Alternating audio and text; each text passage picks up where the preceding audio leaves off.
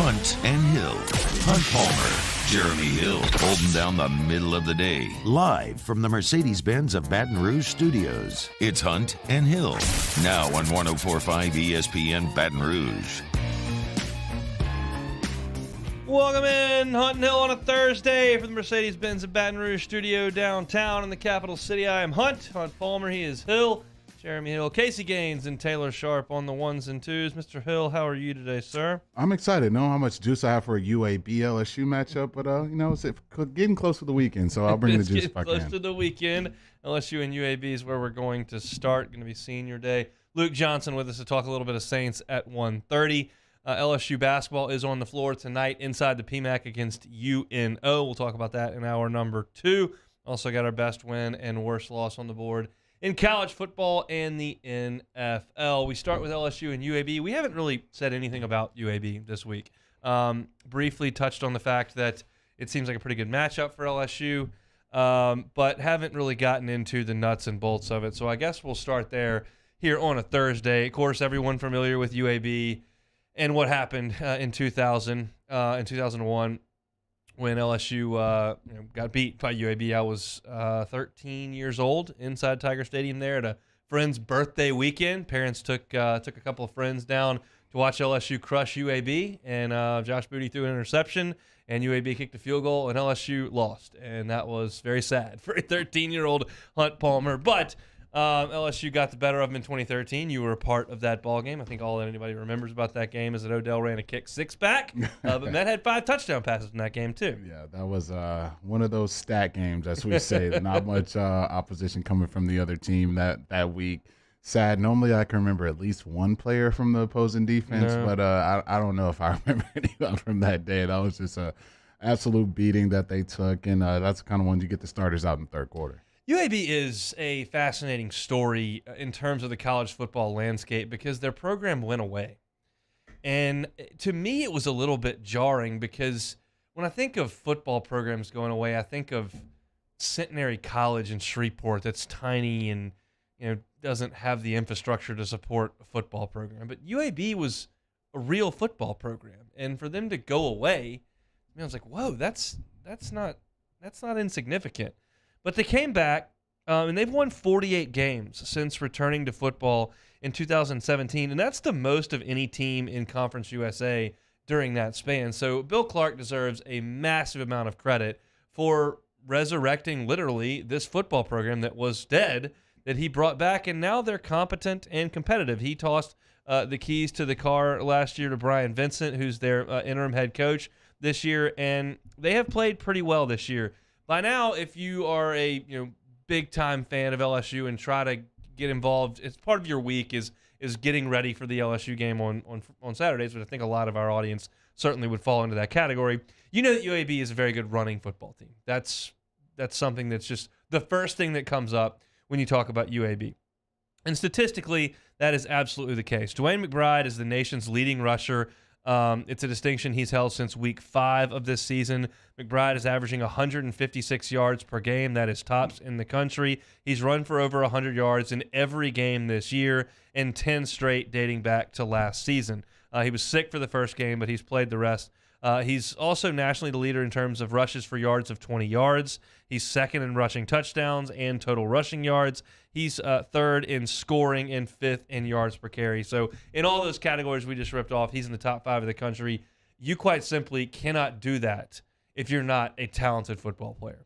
I think he's not playing with a team that's so much more talented than the teams they are playing against that they're just blowing people over. This is a 5-5 football team. So if you're playing on basically even footing with the guys you're playing against, and you lead the country in rushing, that's a heck of a football player. No, he is. And anytime you're at that point, almost on the verge of getting 2,000 yards in a college season, that's absolutely impressive. I don't care what level it's on. And I think obviously, going into Baton Rouge, that's going to be on the game plan. Like, they're going to want to get him the ball. They're going to want to get their offense going.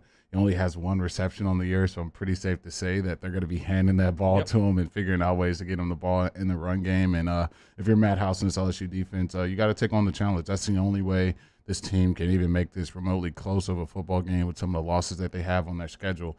They're going to want to run the ball and run the clock and keep, Jaden and the rest of his offense off the field. So if you don't shut him down early on, it could be a long day for you. They're going to give him the football early and often, there's no doubt. One of the things that, in covering LSU back in the early 2010s when you were playing and kind of diving into matchups and that kind of stuff, one of the things that you notice pretty quickly when LSU plays out of conference, especially down a league or two, is that usually there's a wide receiver or running back that's got some ability because there's just a lot of 6'1", 220-pound guys that can run and cut and carry the football. Usually the massive mismatch is in the trenches, and it's either just men against boys figuratively or you've got just a skill level and strength advantage. But I'll tell you this, UAB is not small on the offensive line. I know numbers don't play great on the radio, but I'll go through them pretty quickly. UAB's left tackle is 6'8", 330 and a senior. That ain't small. That's not small for the Titans.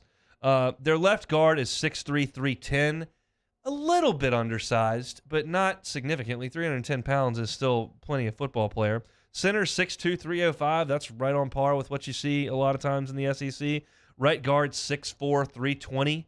That's about right. And right tackle 6'4", 330 pounds. So it's not like they got a couple of 285-pound offensive linemen. Like, they're big dudes that LSU will have to line up and beat. Now, if they were elite football players, 3 or 4 of them probably be playing for Auburn or Mississippi State or Florida State, but they're at UAB. But they've done a really good job this year running the football, no doubt. No, you can't take that away from this team. And to me, that's probably the most difficult thing to do in this day and age of college football, and that's sticking with the run, but not only doing that, but doing it at an extremely high level. And anytime you got offensive linemen that are that big, you have to do what you do in the run game, and that's move grown men against their will. When you got the size to back it, it just makes that a little easier transaction for you. So, like we said before, with this UAB team, they're going to really, really try to run the ball. Like, I wouldn't be shocked if you see 8 or 9 guys in the box from Matt House and the crew because, you feel great about your matchup on the outside. And I said that going into last week, and Arkansas really wasn't able to do that. They had the lucky touchdown down the sideline, but past that, as far as those receivers match up against those DBs, it just really wasn't much there. And I think it'll be a lot of that on this Saturday. So the only other way for them to really make hay in this game is to run the ball. So you're going to have to stop that early. The sour grapes alarm go off when you say lucky touchdown pass. I said that on Monday, and I still feel that way. And here's why, and this is not important, but you said it, and so it's worth a talking point. If LSU had a quarterback make that throw, 99.9% of LSU fans go, what a throw, right on the money, down the sideline, right with a guy in his face. Perkins is bearing down on him. He hits him right in stride for the touchdown. Unbelievable throw. Okay, yeah, great throw, but the fact of the matter is you're playing third-team quarterback at Arkansas for a reason. You probably don't make that throw very often, and no one said you couldn't throw the ball 15 yards down the field, which is what he did. So I'm with you. I think it was a lucky throw. But you mentioned lining up LSU in this game with 8, 9 guys in the box just to stop the run. And that makes a lot of sense because I started looking up stats on UAB, and I'm like, wait a second, they're 5-5. They're losing to teams like UTSA, Liberty, Rice, Western Kentucky, Florida Atlantic. Like, how are they leading the nation in rushing? And they're losing to these teams. They must not be able to do anything else on offense. So I start looking up and I go, okay, Conference USA statistics, passing offense, dead last. And I'm like, oh, well, that's really bad. Clearly, they can't throw the football. But a little bit more research determines that their starting quarterback missed the last 2 losses that they played in. I think that probably is going to hinder you a little bit. So Dylan Hopkins will be back in this game after he missed a couple of their losses. He's completing nearly 70% of his throws. He's not a turnover machine. He's thrown 8 touchdowns and 2 picks. So I think it makes a little bit more sense when you take 2 of the games out. They're more like a 5-3 team at full strength with their quarterback playing. Put the backup in, I can understand why things would go south. They're not exactly the Kansas City Chiefs when it comes to the passing game, but I think that statistically, if I just read off, well, they're the worst passing offense in Conference USA. They stink.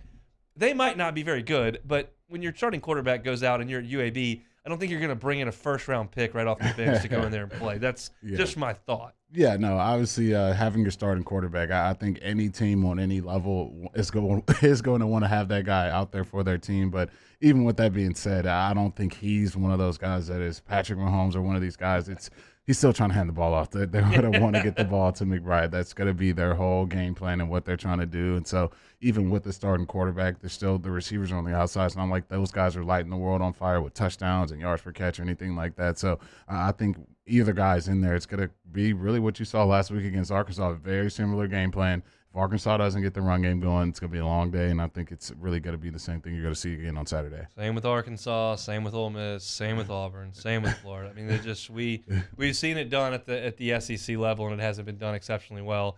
I don't have a ton of reason to believe that it's going to be a huge struggle for LSU to stop the run coming up on Saturday night. It may be, but I don't think that it will. Briefly on this game before we transition to Senior Day and some of the guys we want to talk about that are and are not participating in Senior Day.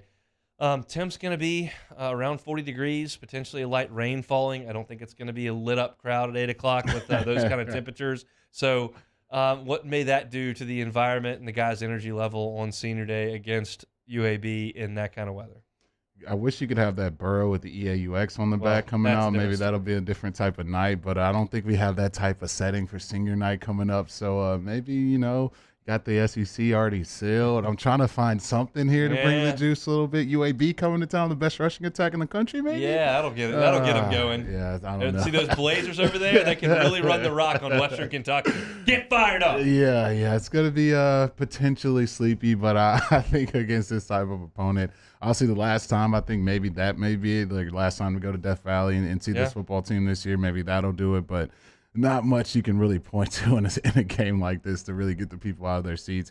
Can venture to say by halftime, I don't know what the stadium will look like, but I'm venture to say probably less than 50, maybe 45,000 left in that Plenty place. of that. We'll see. Yeah, I don't think it'll be more like that. So, yeah, I think for LSU, you got to come out there, bring your own juice, stat game like me and my boy Faves always says, get this thing over with by the first half, and by the second half, you can be thinking about what you're doing after the game, just like all the fans are. I already texted my boy Big Fave. I said, Fave, you got to dress for this because when we go on the pregame show at 6 o'clock, it's going to be dark, it's going to be 43 degrees, and maybe raining. So you better be prepared because you don't get to leave. You gotta suck it up and do the 90-minute pregame show. So I'm going to have on Under Armour sleeves, probably gloves. I don't do cold weather. So we're going to get this thing all figured out for Saturday. But you got some time. I'm telling you right now, if you're going out there, it's going to be cold. Find the appropriate dress, and we'll see you out on campus on Saturday night. LSU and UAB, an 8:05 kickoff from inside Tiger Stadium. Luke Johnson with us in 15 minutes talking Saints. It's Hunt and Hill.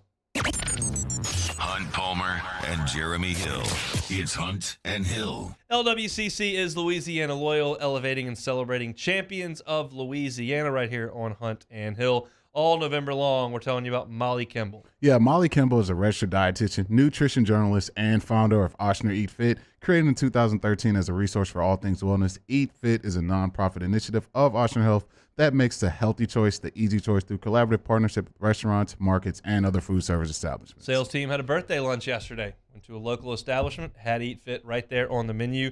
Not a coincidence. 500 partners statewide of Molly Kimball's Eat Fit program. She wants them to have delicious food, which we do here in Louisiana. Also wants a healthy option, which she is so good at helping them to create. Her passion's helping people live their healthiest and strongest lives while setting an example herself. Together with her Eat Fit team, Molly works closely with local restaurants, markets, and other food and service establishments to help identify and develop dishes that meet the established nutrition criteria. She is truly a champion of Louisiana, and LWCC helps us celebrate those each and every day. If you know someone like Molly or you know some business, nonprofit that's doing some great stuff here in the state of Louisiana, go to lwcc.com/Louisiana Loyal and nominate them to be a champion of Louisiana so we can tell their story. Molly Kimball, this month's champion of Louisiana, presented by LWCC. Professional golfers John Peterson and JJ Colleen answer all your golf and life questions inside the new Drop Biscuit Studios podcast for the people. Download or subscribe today at dropbiscuit.com. Bayou Chrysler Dodge Jeep Ram has $11,000 off MSRP plus 2.9% with 72 months on all new 2022 Ram Black Widow trucks in stock. All new Bayou vehicles come with a 1 million mile powertrain warranty and free delivery. If you need sales or service, the crew at Bayou is going to do right by you. Oh, hey, what's up? It's Big D and Bubba, 100.7 The Tiger Morning Show. We'd love for you to join us every weekday, 4 a.m. till 9 a.m. Yeah, everything you want in a show. Country music. We got laughs. We got celebrity in-studio guests. We just need you. Join us every weekday morning, 4 a.m. to 9 a.m. right where it all started. That's right. Louisiana's country station, 100.7, The Tiger. I've been doing business with Luba for 25 years. They're dependable, trustworthy. It's just the attention to detail with our clients. Our folks have years and years of experience. They're highly trained professionals, but many companies have that asset. What I'd like to think makes Luba a bit different is that we use those talents in a way that truly is dedicated to serving the needs of the folks who depend on us. Gulf Coast Office Products is a nationally recognized Savin office equipment dealer based right here in Louisiana. Over 100 employees strong, Gulf Coast has the boots on the ground to support all vertical markets, from education, engineering, legal, and finance. With the latest in office technology, from desktop to production segment units, Gulf Coast and Savin have the perfect fit for you. Call 225-756-2644. That's 756-2644 for Gulf Coast Office Products. This summer, meet Acura's heroes of performance.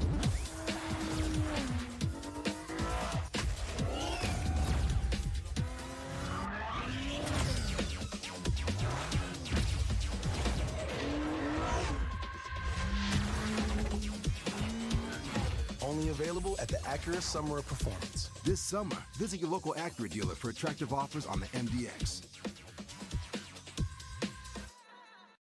Service Master Elite create clean, disinfected work environments. As a local business, we take pride in serving the New Orleans and Baton Rouge areas. Our cleaning protocols follow CDC and OSHA standards for healthcare settings, offices, senior living, restaurants, and industrial plants. Contact Service Master Elite to get your operation ready for reopening with germ disinfection cleaning. Service Master Elite, the trusted choice in professional cleaning since 1996.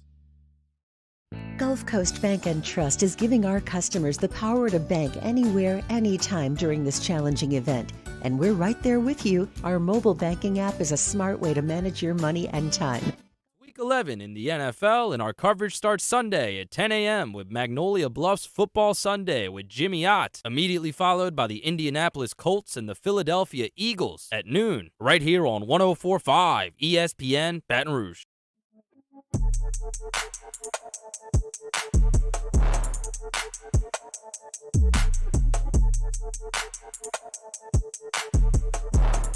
This is Hunt and Hill on 104.5 ESPN Baton Rouge. Senior Day inside Tiger Stadium, not tomorrow, Saturday. 8:05 kickoff, as I mentioned in the last segment. Shay Dixon over at On 3 has kind of posted a list of guys who are going to go through the Senior Day ceremonies. That does not necessarily indicate you can't come back to school. It just would indicate that you've got plans on this being your last game inside Tiger Stadium. So we'll run through the list very quickly, because the more important thing is who's not on the list, which would indicate they're very seriously considering coming back. Some are, seniors with options, the COVID year. It's all a mess for the next 2 years until we get everybody through that's dealt with COVID. But the 17 seniors who are going to participate in senior per Shay Dixon over at the Bengal Tiger on 3.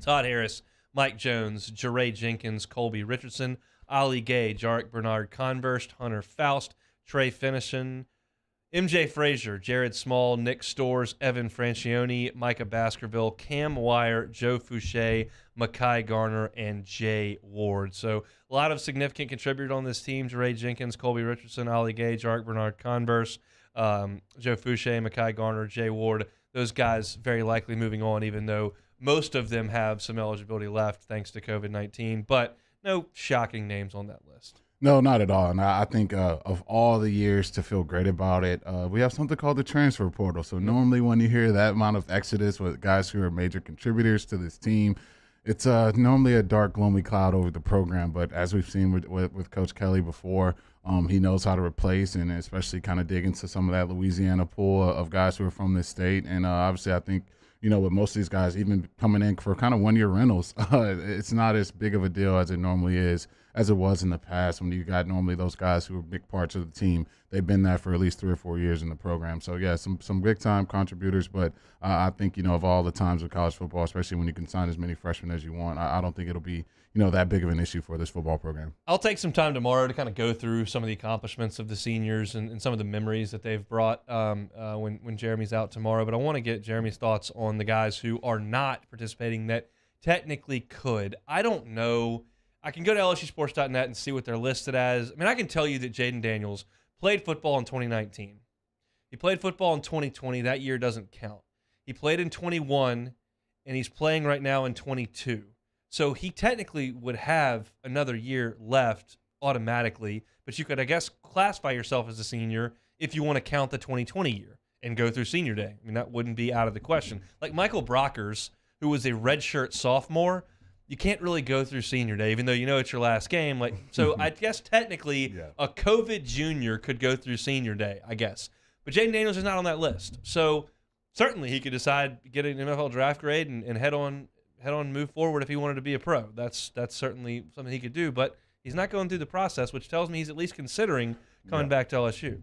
Yeah, I mean, if this was his swan song run, I thought maybe if you light the world on fire against Arkansas, you probably may see a little Jaden running out the shoe with the seniors with those Flyers in that football. But I think right now you got to kind of leave all the cards on the table, and maybe he finishes the season strong and go lights up the SEC championship, and all that NFL talk might be right on the table, and you see that grade go up and down. I mean, it's a very fluid situation, especially at the quarterback position, because, we know how valuable that position is for football. But I think him, not taking this opportunity to kind of have that last trot in Tiger Stadium with his family around gives you a small glimmer. I'm not going to say big. It's a small glimmer of hope that he may come back next year. As far as he goes in his NFL futures, he's got a skill set that is increasingly more popular in the NFL.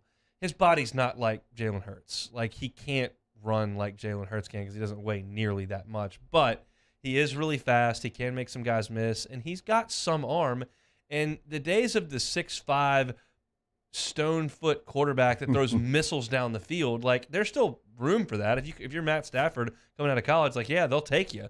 But they like guys that can move around a little bit, and you don't have to have the strongest arm. You can make it work. And so there's something there. But I think as far as Jaden goes, as far as his development to be the best football player he can be, he would need to come back and play from the pocket a little bit better. I mean, there's just been far too many times this year where he has hit the top of his drop and just kind of hesitant. And in the NFL is a death sentence. If you're waiting for guys to break wide open in the NFL, you'll never get rid of the ball, ever. You'll just never throw one. So I'm always on the side of that guy's. I hear all the time these people were saying that Alex Bregman needs to come back and increase his stock. And I'm like, guys are going to go when it's time to go. But this is an instance where I would say he can get a lot better at playing the quarterback position. Yeah, and I think it just depends on what that grade comes back to me. And especially now in the day and age of NIL, if it's not, first, second, and high third-round pick, you can make that type of money just staying back up for a year, especially if you lead this team to an SEC title. I can imagine like an entire offseason of those opportunities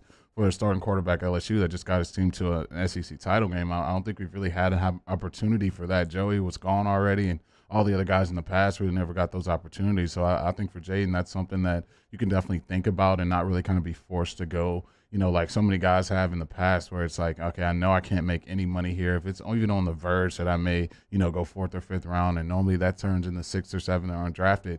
You see guys kind of make that leap of faith. You don't have to do that in this day and age. And so I think that's all going to be things on the table for him when he's making that big-time decision, whether he should come back or go for another year. But I think how he finishes this season will go a long way in what he kind of does after the season's over. John Emery's name not on the list. That surprise you?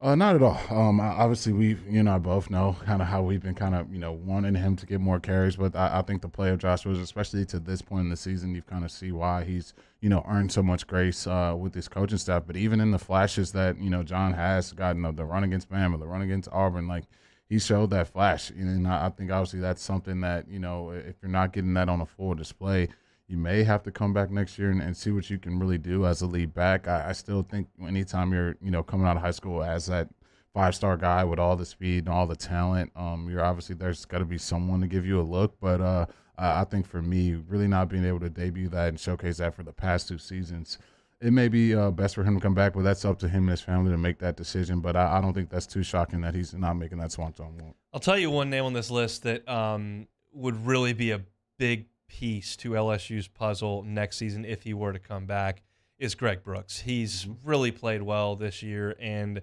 that secondary could lose everybody. And so if he wants to come back and help, that'd be just fine, especially considering Jarek Bernard-Converse and Mekhi Gardner's name were on the list. Yeah, no, it'll be huge, and that's something that I've talked about. I know we're kind of forecasting next year, every blue moon, sprinkling in the show here and there, but the secondary is going to be a huge cause for concern. I feel great about the front seven, but the mass exodus in that secondary could be a cause for alarm, and I think getting a guy like Brooks back there, we've seen him make plays all season long, really sure tackler, not scared to stick his head in there and go out there and make plays, and so anytime you're going to be starting your secondary off next year with a veteran guy like that who's played a ton of SEC ball, I think that'd be huge for this football team. Yeah, if Major Burns and Greg Brooks want to come back and kind of anchor that secondary, we know that now Sage Ryan's played a lot of football as well. You still got to do some work out at corner with your main guys moving on, but I think that would be a nice start to what you want to do back in the secondary. Sevyn Banks' name, not on this. I mean, that's a guy who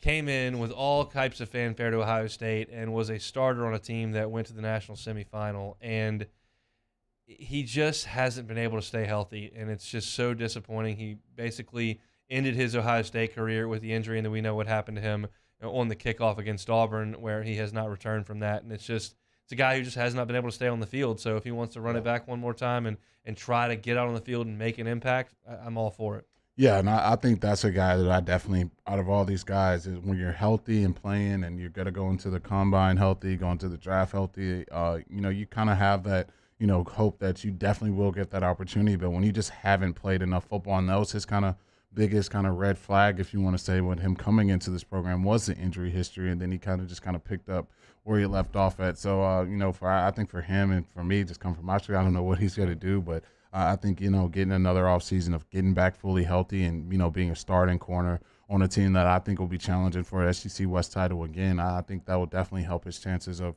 kind of reaching to that full potential, especially in this Madhouse defense. But we'll see what he does. But I think that's another guy I think is most likely probably coming back next year. And this is a surprise to me. I guess it shouldn't be because Zach Von Rosenberg was here for 473 years. But Jay Bramblett's name not on there. That's a guy who played a lot of football as a punter at Notre Dame and would have the opportunity to move on and either try professionally or to kind of move on with his life. But if you want to come play another year of football, I'll take a punter who's been solid all year that I don't have to worry about. That'll work just fine for me. Yeah, I think, obviously to start that Bama game, he was a huge part of that. Just switching field position, keeping that Bama offense backed up. You don't do that, without a punter that's to his level. And I think obviously got to get that grade, got to figure what it's looked like. I don't remember too many punters. Maybe Ray Guy's the last one that I think, got drafted pretty high. So if you're not going to be, obviously. Hunt God got drafted pretty high this year until he got hurt.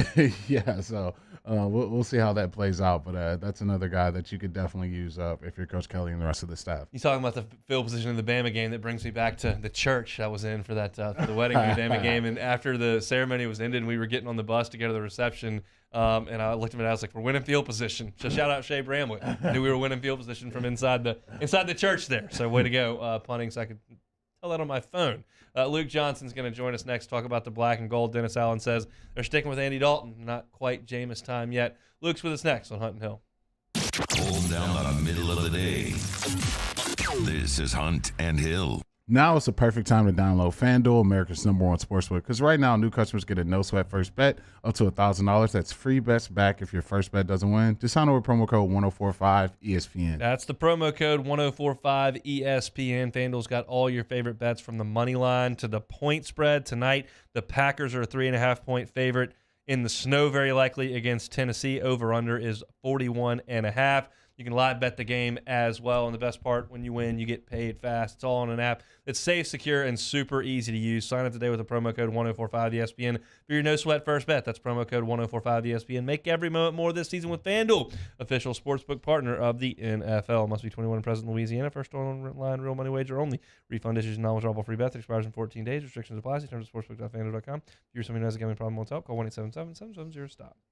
Our listeners fire off their opinions on the jimsfirearms.net hotline at 499-1045. Keep listening for your next chance to shoot us your thoughts with the jimsfirearms.net hotline on 1045 ESPN Baton Rouge.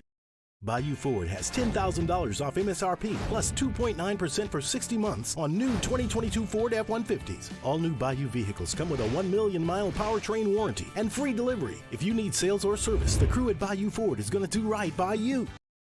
As a community bank, B1 Bank invests in relationships with the people and businesses we proudly represent. Our B1 bankers are here to help simplify the complicated, understand your needs, and make managing your finances easier.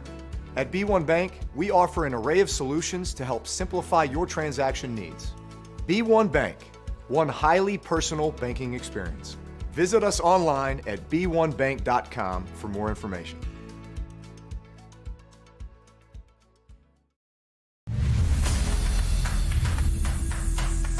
We get it done with strength, commitment, dedication, grit.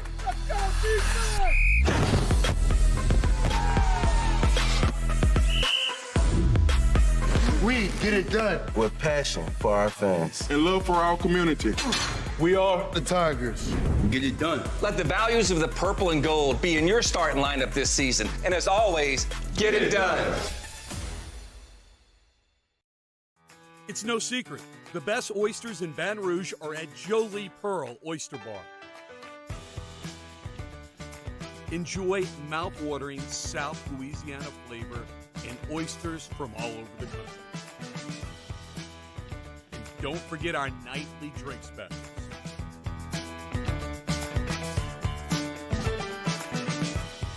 Jolie Pearl Oyster Bar, located in downtown Baton Rouge. Eli's always been into grilling. It took us a while to see it, but the signs were there. What are you doing, Eli? I knew grilling was my thing. I have been talking about it throughout my career. Happy with the results? I am. Got the new grill from barbecueguys.com. It performed great. My advice, as I always told my boys, do more of what you were born to do. Barbecue Guys, for those who were born to grill. You want cheese on your burger, Pops? I'll take a little cheese. Crime has serious consequences, but anyone can make a mistake. If you find yourself in trouble with the law, know that you have rights, and it's okay to demand them. The law offices of O.C. Brown are here to protect you and your rights. Felony or misdemeanor, DUI or drug charge. No matter what crime you're accused of, you still have rights. Let the law offices of O.C. Brown uphold them. Call 225-343-1111. Your law firm for a lifetime.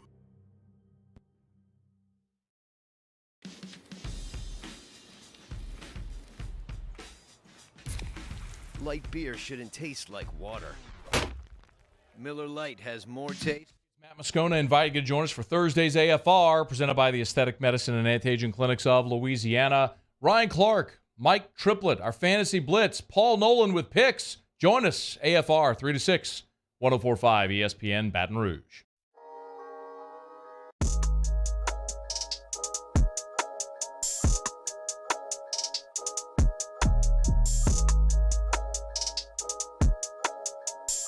Hunt and Hill, 104.5 ESPN Baton Rouge. Thursday Night Football tonight. It is the Titans at the Packers. Looking at the forecast here. Kickoff, it's going to be about 24 degrees, real feel 16, with some real chance for wintry precipitation. Now, Luke Johnson hails from the Cheese State, for those who don't know. Luke, is that football weather? Yeah, if you're a psycho. I mean, I played in that stuff. I played in that stuff in high school, and granted, I was like a just tiny, frail high schooler, but no, I mean, screw that, dude. Like, you can't hold a football. Getting hit is like 10 times worse than it would otherwise be in like normal conditions. I love Wisconsin. I love the state. I think they have great fall and summer weather, but screw that. Screw that forever. We've converted him, folks. I don't even know if we needed to convert him. We probably didn't like it in the first place. But in any event, he's down here in the South now and understands that is criminal to have to play in that, and we'll see what they do up in Buffalo coming up on Sunday. The Saints have their own work cut out for them on Sunday, Luke. that's because they didn't play very well up in Pittsburgh either. What's the vibe around the team? You've been around them a couple times since then. I mean, it's not great. I think they it's this weird thing where they're still holding on to this thing where they're like, we're a talented team, we're better than this, you were too good for this. Well, at the same time, they're kind of coming to the realization that they're not a good football team right now, right? It's this like weird mental game that they're playing with themselves. But I think the body language of the team is of a 3-7 team, and same thing with the coach. I think Dennis Allen,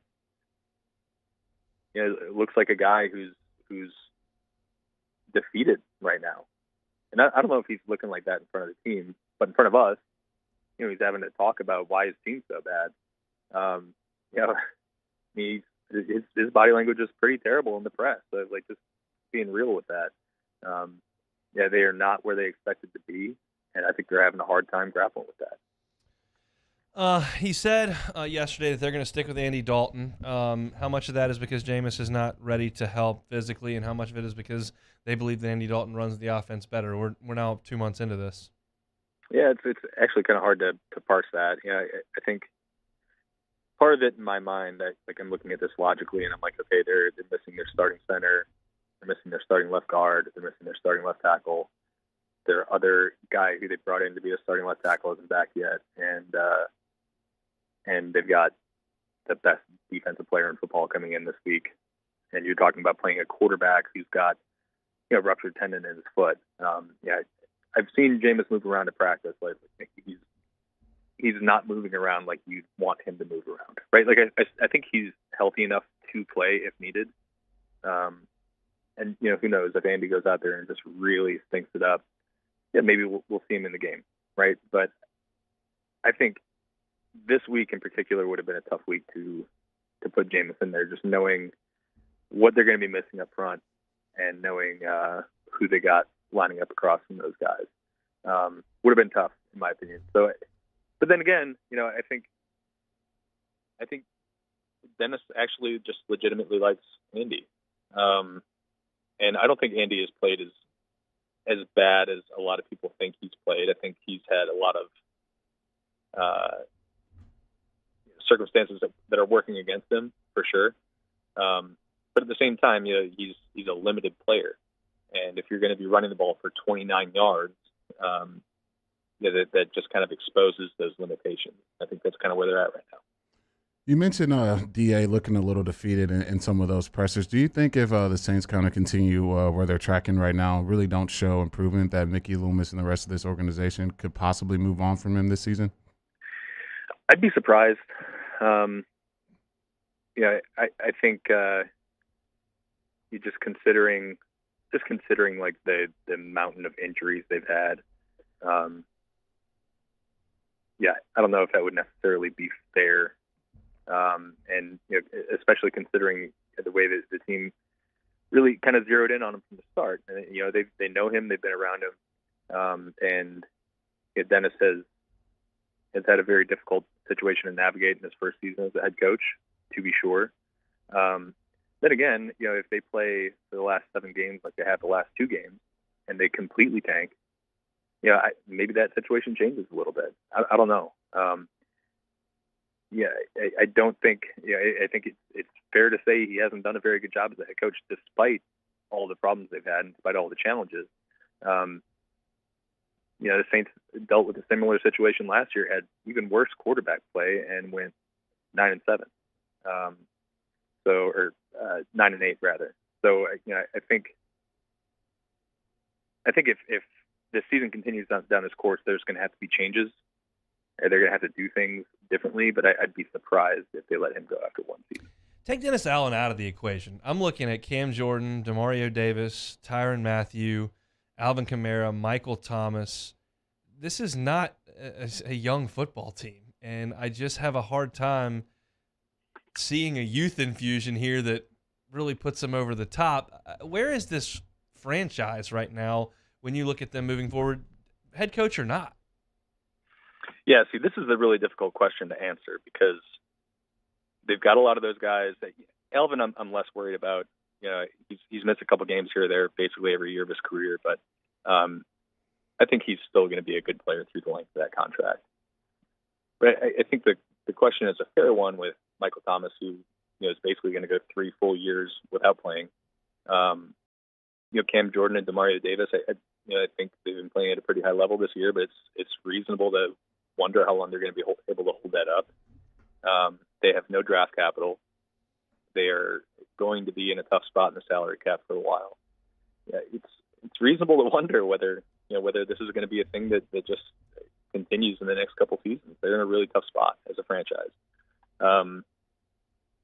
But I do think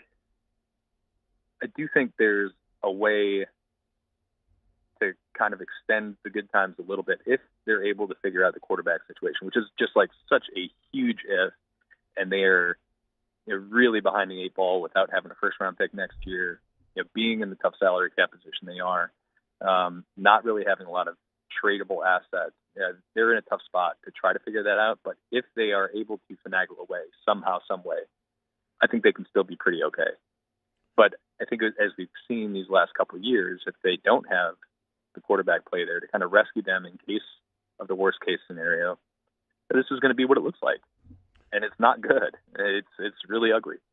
So they've got a very, very narrow window to remain relevant, but I do think it's possible.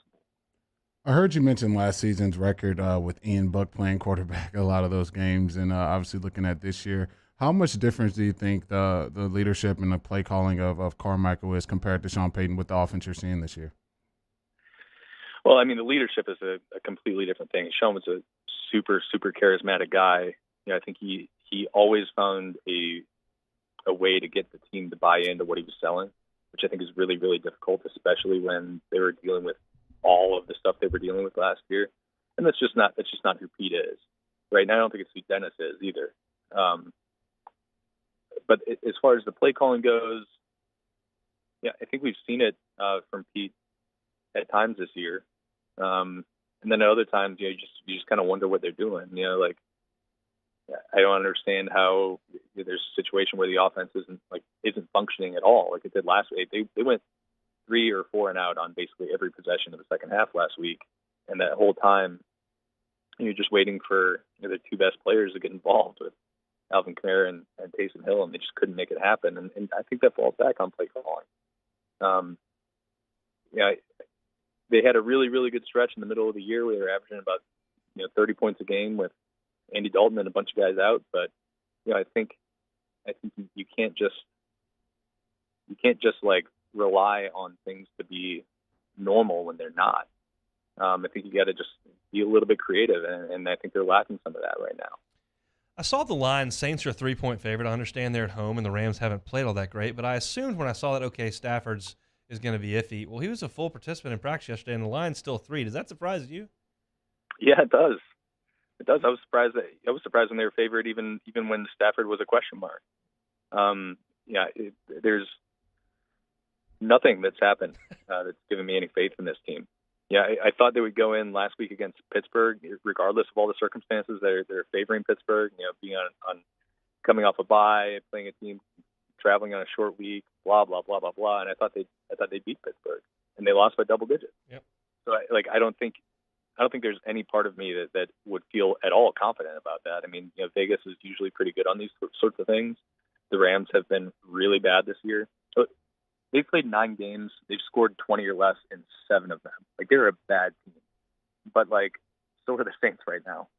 So I have a really hard time with that. I don't really get it.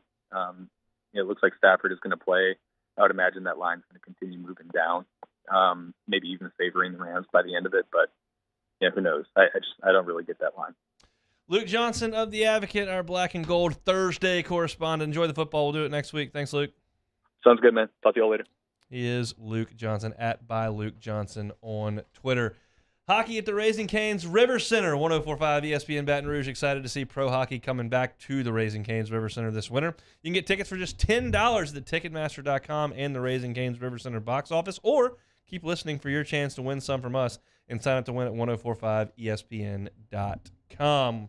Thanks to Luke for jumping aboard. We're going to take a time out. When we come back, may not be your favorite talking head in the sports media, but I think you're going to like what he had to say. That'll wrap up hour number 1 next on Hunt and Hill. 104.5 ESPN Baton Rouge with Hunt and Hill. One Bath and Closets. Love telling you about One Bath and Closets. Find their stuff at onebathandclosets.com. They've got pictures of all their great work. They've got testimonials, and they've got contact information as well. David Duvall and his crew been in the business for 3 decades, and if you're looking to improve your closet space, whether that's a complete renovation or whether that's just more efficiently using the space that you have in your current home, right now, if you tell David and his crew that Hunt and Hill sent you over, 30% off of that closet remodel. 30% off. OneBathAndClosets.com is the website. It's not a great time to move right now. That doesn't mean you can't improve your living space, improve your situation. Let One Bath and Closets come in. Do a tub to shower conversion. You don't take baths anymore. You don't have kids in the house. My kids got to take a bath, so we got to have a tub. But if you don't need one and you want a gorgeous walk-in shower with that glass door, they can do that for you, and it doesn't take that long. They're not going to be in your house for 6 or 8 weeks handling this project. That's not the way that it goes, and I promise you they're not going to come back in 3 or 4 weeks because they took a shortcut to try to get to the next job and something's not done properly. They're going to do it right the first time and leave the competition behind. Contact David Duvall and his crew at onebathandclosets.com. The website again, onebathandclosets.com. In times of need, get a full list of phone numbers, websites, and other important emergency information on the Demco Stormwatch page at 1045ESPN.com. When I was a boy, I spent my days climbing trees, catching fish. Barefoot in the river I walked, listening to crickets, counting stars. This was home. After my stroke, I wondered if I'd make it back to the people and places I love. But I got the right doctors with Blue Cross coverage. Your card matters. Your home does too. Before we begin any electrical work here, we perform a home safety check that begins at your electrical panel to make sure that you and your family are safe. For all your upgrades, installations, and repairs, call Mr. Electric. Enter now for a chance to win a catch and cook fishing experience from the Louisiana Charter Boat Association with me, Chef Jay Ducote, winner of Beat Bobby Flay. Register now at GoCatch.com. That's GEAUX catch.com. There it is, the extra mile, on the border of expected and extraordinary for those willing to go further, like vans customized for work or play, with safety and tech to keep you connected. Supported by a 5-star sales, service, and finance team. And backed by the 1-star you know. So go the extra mile. It's never crowded because so few have what it takes to go there. Mercedes-Benz Vans. I'm Jay Ducote. I grew up learning how to cook at LSU tailgate parties and right in my own backyard. And I created JD's Louisiana products to bring that Louisiana flavor to you at home for your backyard cookout. JD's Louisiana barbecue sauce, Louisiana molasses mustard, spicy and sweet barbecue rub, and more are available at your local supermarkets or by logging on to jducote.com/shop. Put in promo code CST for 25% off at checkout. I've been doing business with Luba for 25 years. They're dependable, trustworthy. It's just the attention to detail with our clients. Our folks have years and years of experience. They're highly trained professionals, but many companies have that asset. What I'd like to think makes Luba a bit different is that we use those talents in a way that truly is dedicated to serving the needs of the folks who depend on us. Want more customers? Running Boards Marketing can help you get their attention. Imagine your brand's message on a giant LED billboard truck that can't be skipped and is nearly impossible to ignore. Running Boards Marketing is the leader in effective and affordable advertising on digital mobile billboards, which are 2 times more effective than traditional billboards. With a 97% recall rate, you'll leave a lasting impression with your customers. Visit us. Jimmy Ott, the handyman for the Thursday edition of Game Time. We're live at Jolie Pearl. Oh, man, have you seen it? The elves have landed. Oh, it's like Christmas at Jolie Pearl. Ho, ho, Annie. On 104.5 ESPN Baton Rouge.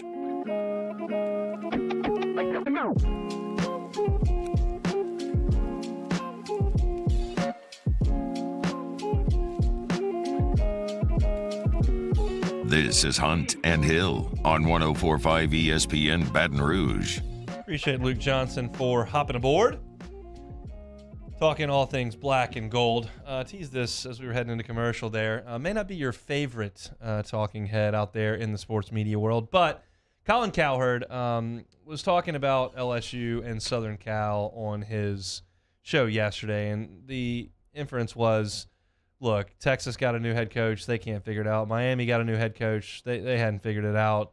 A lot of schools around the country have new coaches and hadn't figured it out, but USC and LSU have new coaches this year and are playing really good football and winning a lot of games and have themselves in a really good position this late into November. And he went on to talk about LSU.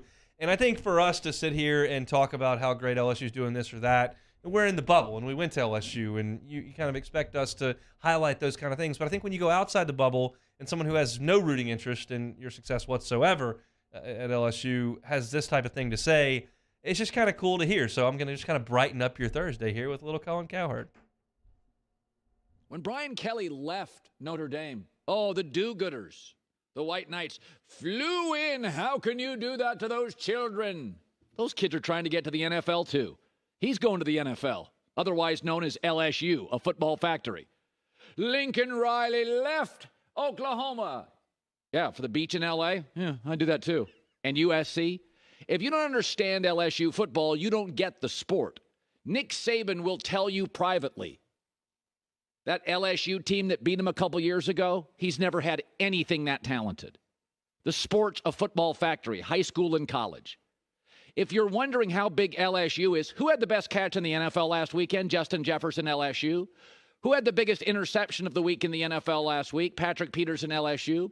Who is the wide receiver everybody wants to get their hands on? OBJ, LSU. If you go to the AFC Championship last year, who were they led by? Joe Burrow and Jamar Chase, LSU. Why is the Minnesota Viking defense better this year? Patrick Peterson, LSU. Hunter, defensive end, LSU. It is a factory. When LSU gets the right coach, a Nick Saban, a Brian Kelly, they are good instantly and great by year two. Same for USC. USC's been down for a decade. It's just cool to hear. I mean, and we all know that. NFLSU, we know our guys. We've seen them in Tiger Stadium for years, and then they go to the NFL. We know where they are. We pay attention to them. Everybody saw Justin Jefferson's catch last week. Everybody was following Joe. And so none of that was new information, but Colin Cowherd doesn't care. He was at one time was paid by ESPN to prop up the West Coast. He had the West Coast morning drive time. He was going to pump USC. He was going to talk about how great the Dodgers were. Like that at one time was his angle. He's never had an angle on LSU other than the fact to go look at this and go, they got a lot of really good pros. I think that's something to talk about. And look, I just like it when it comes from somewhere else. Oh, no, I think like you said before, everyone kind of in this region, in this area, in this great state of Louisiana, and the great city of Baton Rouge, we kind of know what this football team represents, but also think getting that win over Alabama helped a lot with a take like that. It's easy to kind of get up there and pound the table for LSU. Yeah, they beat Bama. They're going to the SEC title, but any of that stuff out the window, I think you got to give credit, to what this program has done in this short time with Coach Kelly and just kind of, having all the things Coach O had at his feet and all the things there. And obviously we know what he did in 19, but to, see this program where it was just, not even 7 or 8 months ago to where they are right now, I think that's definitely something the nation is catching an eye, and it's definitely taking the nation by storm. And I still kind of reject the notion that this Brian Kelly team is more talented than any team he ever had at Notre Dame. I can't go through the Notre Dame roster 1 through 85 from his entire time there. I know he's put a ton of offensive linemen. I know he's put a ton of tight ends into the NFL. I know that the quarterback rooms haven't always been the best. I know that, it's a little more difficult to recruit to Notre Dame. But I look at this team, the most draftable guys on this team are probably Harold Perkins, Will Campbell, Emory Jones, maybe Jarek Bernard-Converse. B.J. Ojolari sure is an older player, but it's a lot of younger guys on this team. So I think that he's going to coach more talented teams in the future than this one. This was put together with duct tape. I mean, We talked about it in August. Like, it's a bunch of guys who hadn't really done anything. I said, I don't know that they have any pros on the offensive line. Well, now I've seen Emory Jones and Will Campbell play, and they really might. I don't know if Garrett Dellinger can either, but maybe.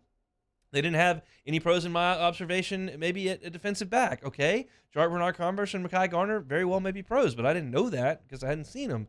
I didn't know if they had any pros at linebacker. Well, Here's Harold Perkins. You know, I can say he's a 5-star. I think he's going to take over the Arkansas game by himself. Probably not. So it's just we know how talented the teams can be here in Baton Rouge, and this one is playing well and winning games, and the ball's bouncing their way at times. But man, it can get a lot better than this team.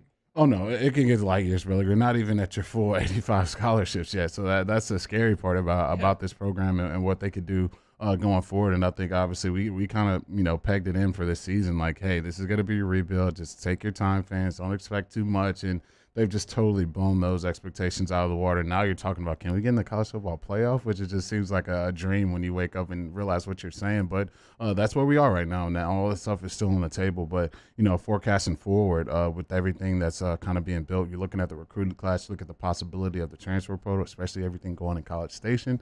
Things are looking pretty bright for my Tigers. It's a great time. Wonder why they're probably not a little higher in the power rank. That's another conversation. My guy Keaton in the Bayou Fort chat says, y'all remember when Hunt said BK would be a consistent 9-game winner and may win a championship? I definitely did say that. We'll see.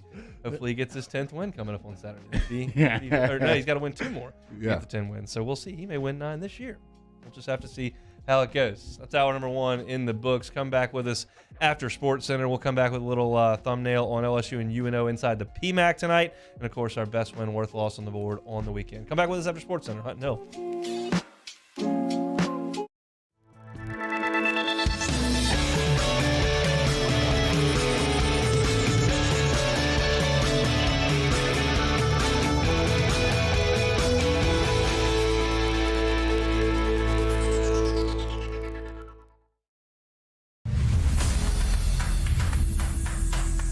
We get it done with strength, commitment, dedication, grit.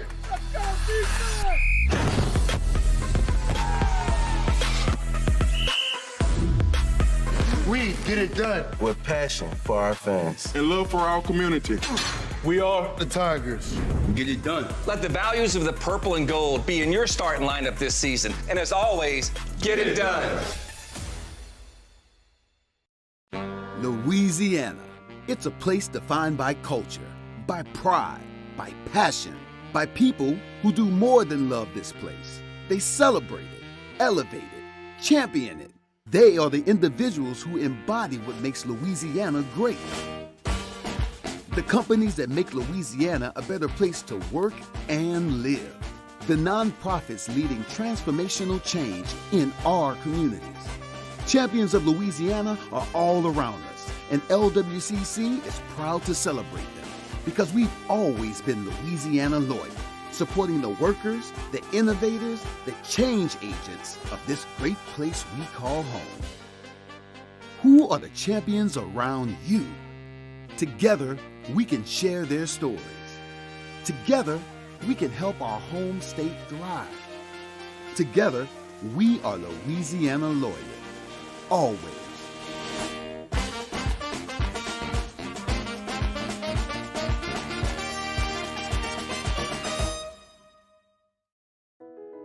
I've been doing business with Luba for 25 years. They're dependable, trustworthy. It's just the attention to detail with our clients. Our folks have years and years of experience. They're highly trained professionals, but many companies have that asset. What I'd like to think makes Luba a bit different is that we use those talents in a way that truly is dedicated to serving the needs of the folks who depend on us. This summer, meet Acura's heroes of performance.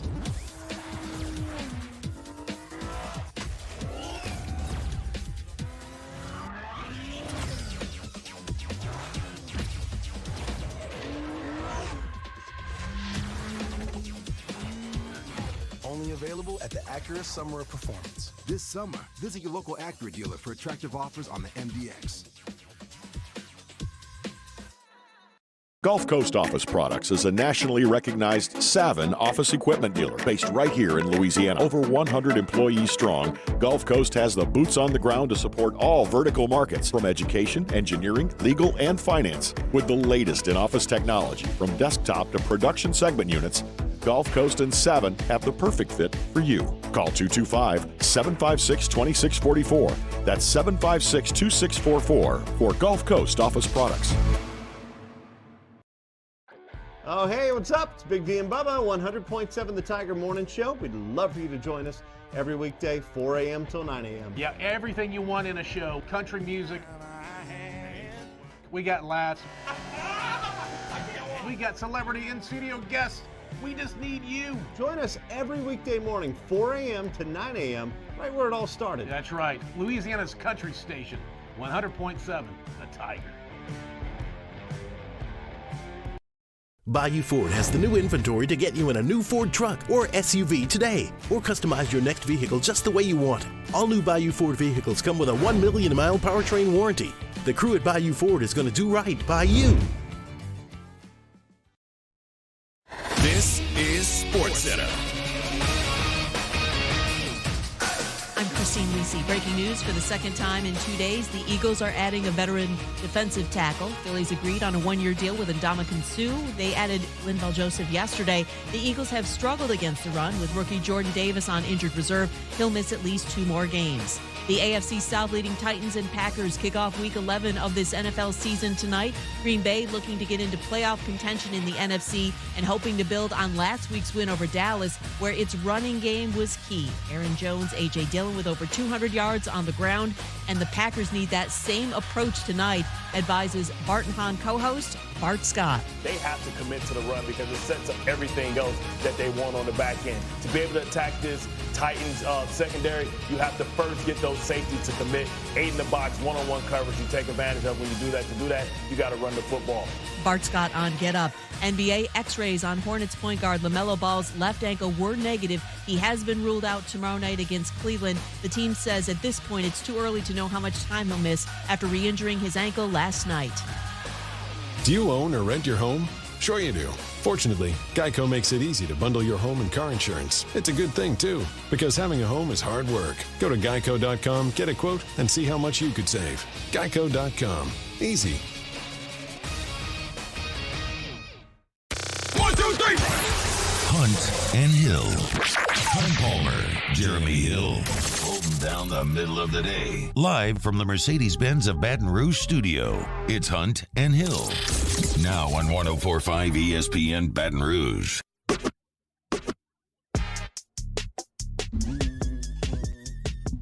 Hunt and Hill on a Thursday, hour 2 coming at you from the Mercedes-Benz of Baton Rouge studio downtown in the capital city. Tigers and Privateers from the PMAC tonight. It'll be a 7 o'clock tip-off on campus. Look, LSU, I've been pretty open about this, has not played very well in their first 2 games. You saw a zone against a bad team in Kansas City in the opener, and LSU was okay on offense. I thought was patient, moved the ball, made some jump shots early. They were poor on defense and terrible on the glass early in the game, and that's what kept KC in it. Then some turnovers late made what LSU had opened up to be a nice lead look a little bit tighter at the end of the game. And then I know a lot of people didn't watch on Saturday because you were kind of basking in the glow of winning against Arkansas in football, and then you had Alabama, Ole Miss, and that's just going to get more eyeballs than LSU playing a non-conference game in the PMAC on a Saturday afternoon. So I get it, but LSU was pretty poor on the offensive end against Arkansas State in that game. If it weren't for Adam Miller going nuts with 26 points, you really didn't have much. KJ Williams scored 15. Juice Hill added 11. Jalen Reed scored 5. And Trey Hannibal scored 4. You only had 5 guys score in the entire game. It just wasn't a very impressive offensive output. You only shot a hair under 40%. So just not very good. So LSU's got a chance to go out there again in this game and play a little bit better. I'll give you what I've seen that's been good from LSU before we get to some of the stuff that's got to improve tonight. LSU has done a really good job on three-point defense. The 2 opponents that LSU has played are 9 of 50 from three-point range. Some quick math there, that's 18%, which is very, very good. Adam Miller, by contrast, has shot the ball very well from 3. He's 8 of 18 from 3. He's scoring 22 points per game. That's very good. Juice Hill at the point guard position, 10 assists to just 4 turnovers. Anything north of 2 to 1 is considered pretty good, so that's pretty good. He's also done a really good job attacking the rim and finishing. He's 9 of 11 from 2-point range, and a lot of that on Saturday was some pull-up runners and some shots around some taller guys at the rim. Is he playing shot blockers from Auburn or Kentucky? No, he is not, but he is doing a pretty good job of finishing at the rim at 9 of 11. And Jalen Reed is making his free throws, which I like from a big guy, especially if he's going to play significant minutes. He is making some free throws happen. Is there anything for you that you've noticed statistically or from LSU that you have enjoyed through 2 games before we get to some stuff that we got to see improve tonight? Yeah, I love they're doing what the other teams 3-point shooting. I know you're not playing any of these SEC teams that can probably light you up from 3, but I think that's something you can definitely build on, and that's what the on-ball pressure that everyone's kind of bringing when they play defense. I know it leaves you open to the drive and leaves you open to putting the team on the free throw line, but I think if you can kind of force teams not to have that 3-point shot available for them night in and night out, that's going to definitely help you with their scoring total and obviously trying to get out on fast breaks with some of these long rebounds. And so I think that's something you can definitely build on. And I think I want to see KJ a little more. I think on the block, that's something I think getting to try to figure out ways to get him more easy looks and try to get some more easy looks towards the basket. And I think, obviously, I love what I've seen from Adam Miller. I know last year, not much to criticize, but I think coming into this season, being able to shoot the ball from the outside, I think that's something this team can definitely build that offense around. For sure. One of those that you mentioned there is something that I've got to see. They've got to get KJ Williams involved on the block. I mentioned, against the zone, it was very difficult to throw it down there to him and have him do much of anything because it's just going to collapse on him. That's the point of the zone, to make you shoot over the top of it and keep multiple people on drivers or block pass catchers. But against man, they've got to find a way to get him involved. He can score around the basket, and that's something that's got to happen. So that's one thing I want to see tonight. Juice Hill has not shot the ball very well. He's not been a great shooter in his career, specifically from 3, but you're not going to be able to attack off the bounce and create what's been giving you some assists and some scoring spots around the rim if they don't respect your 3-point shot. And to this point, there's not really much reason to. He's 2 out of 9. He's got to shoot the ball better. And to be quite frank, some of those 7 misses have been pretty ugly. We've seen a couple hit the backboard. I mean, and one of the makes that he had was a half-court shot at the buzzer in the opener off the glass. So really 1 of 8, if you want to call it what it is. So he's got to shoot the ball a little bit better. If he can shoot 35, 36, 37%, that would be a huge boost to this team. He has not done that in the past, but that would really open some things up. And this is a really troubling stat for me early on against some teams that do not have bigs who can really play. And that's that Jalen Reed to this point is 1 of 7 from the floor. He's 6'10", 6'11". We got to shoot better than 1 out of 7 around the rim. That's got to improve. Yeah, that'll get you beat. And we kind of had a big last year that probably wasn't the most dominant post present. We've seen a lot of hook shots that kind of fell short. And so you definitely don't want to be having that. Anytime you get around the goal, you get around the shot, those are normally high percentage shots that you, especially if you're a bigger guy against some of these non-Power 5 schools, you just got to, hit those shots. To me, I want to see a little bit more of the 5-star, Mr. Ward. I would love to see kind of if he can get going a little bit, because I think any type of, offensive input you can get from anyone at this point in the season, I think will go a long way with this basketball team. But, yeah, I think if he did have a huge cause for concern, it's definitely just the offensive output, just not the level you want to see to this point in the season, especially when you look at kind of the opponents they've been playing. UNO comes in tonight, and UNO has had a couple of really solid teams under Mark Schlesinger. Mark Schlesinger does not know who I am, but I did go to Northwestern State basketball camp every summer in high school. Our whole team went, and Mike McConaughey had such a great run up there in Natchitoches, won a lot of games, won a tournament game, got to a second round, and a lot of the guys that were on his staff during that time, which is when I was in high school, went on to take jobs of similar size around the state. We saw McNeese had a disciple there, and then Mark Schlesinger, who was on that staff, has been at UNO and has done a really, really nice job. They come into this game, and it's not your typical mid-major, quote-unquote, small basketball team that has no size. They've actually got some 6'8", 6'9", 6'10 guys that are older and play and help them a good bit, which is the last thing you'd expect to have on a mid-major basketball team of New Orleans' stature in the sport.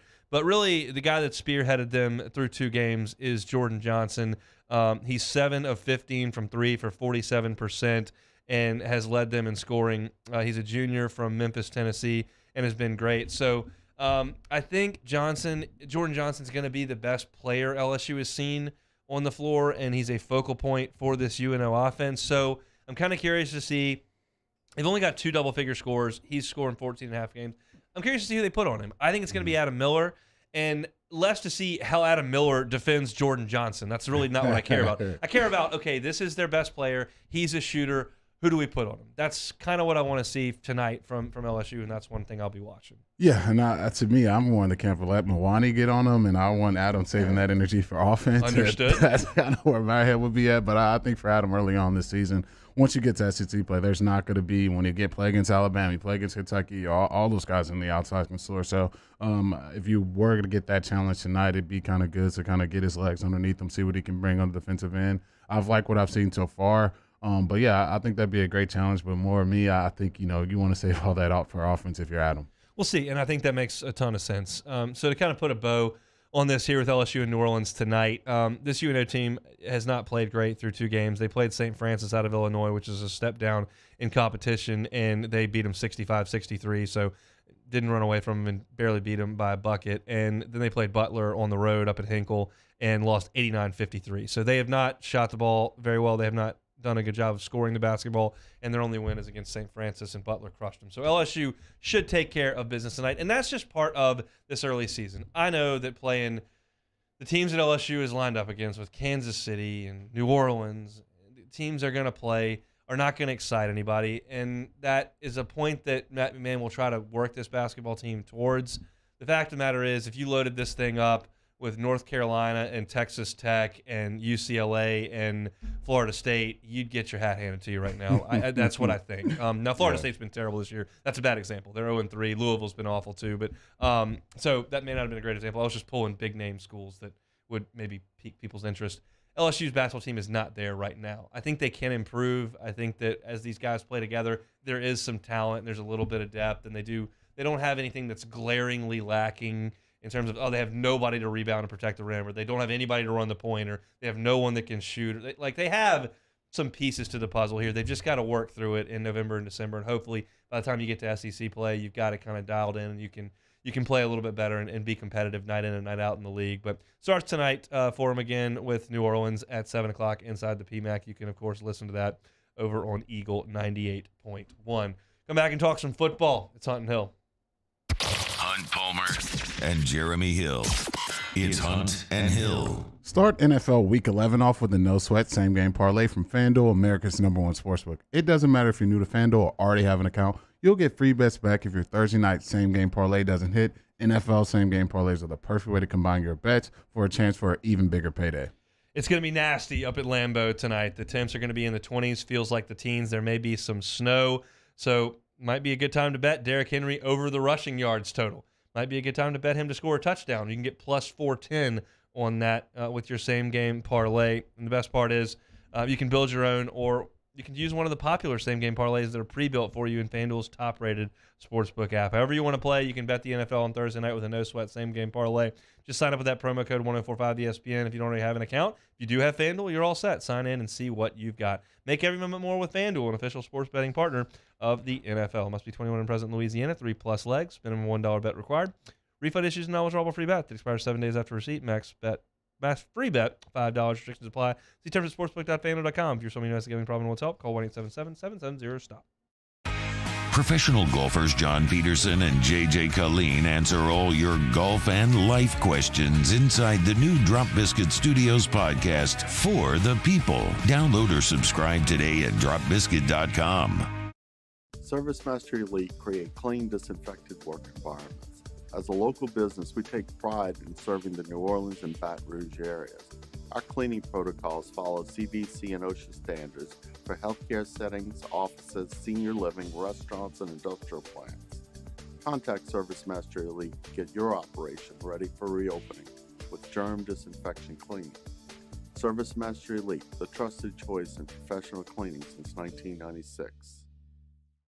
Enter now for a chance to win a catch and cook fishing experience from the Louisiana Charter Boat Association with me, Chef Jay Ducote, winner of Beat Bobby Flay. Register now at gocatch.com. That's GEAUX catch.com. It's no secret. The best oysters in Baton Rouge are at Jolie Pearl Oyster Bar. Enjoy mouth-watering South Louisiana flavor and oysters from all over the country. And don't forget our nightly drink specials.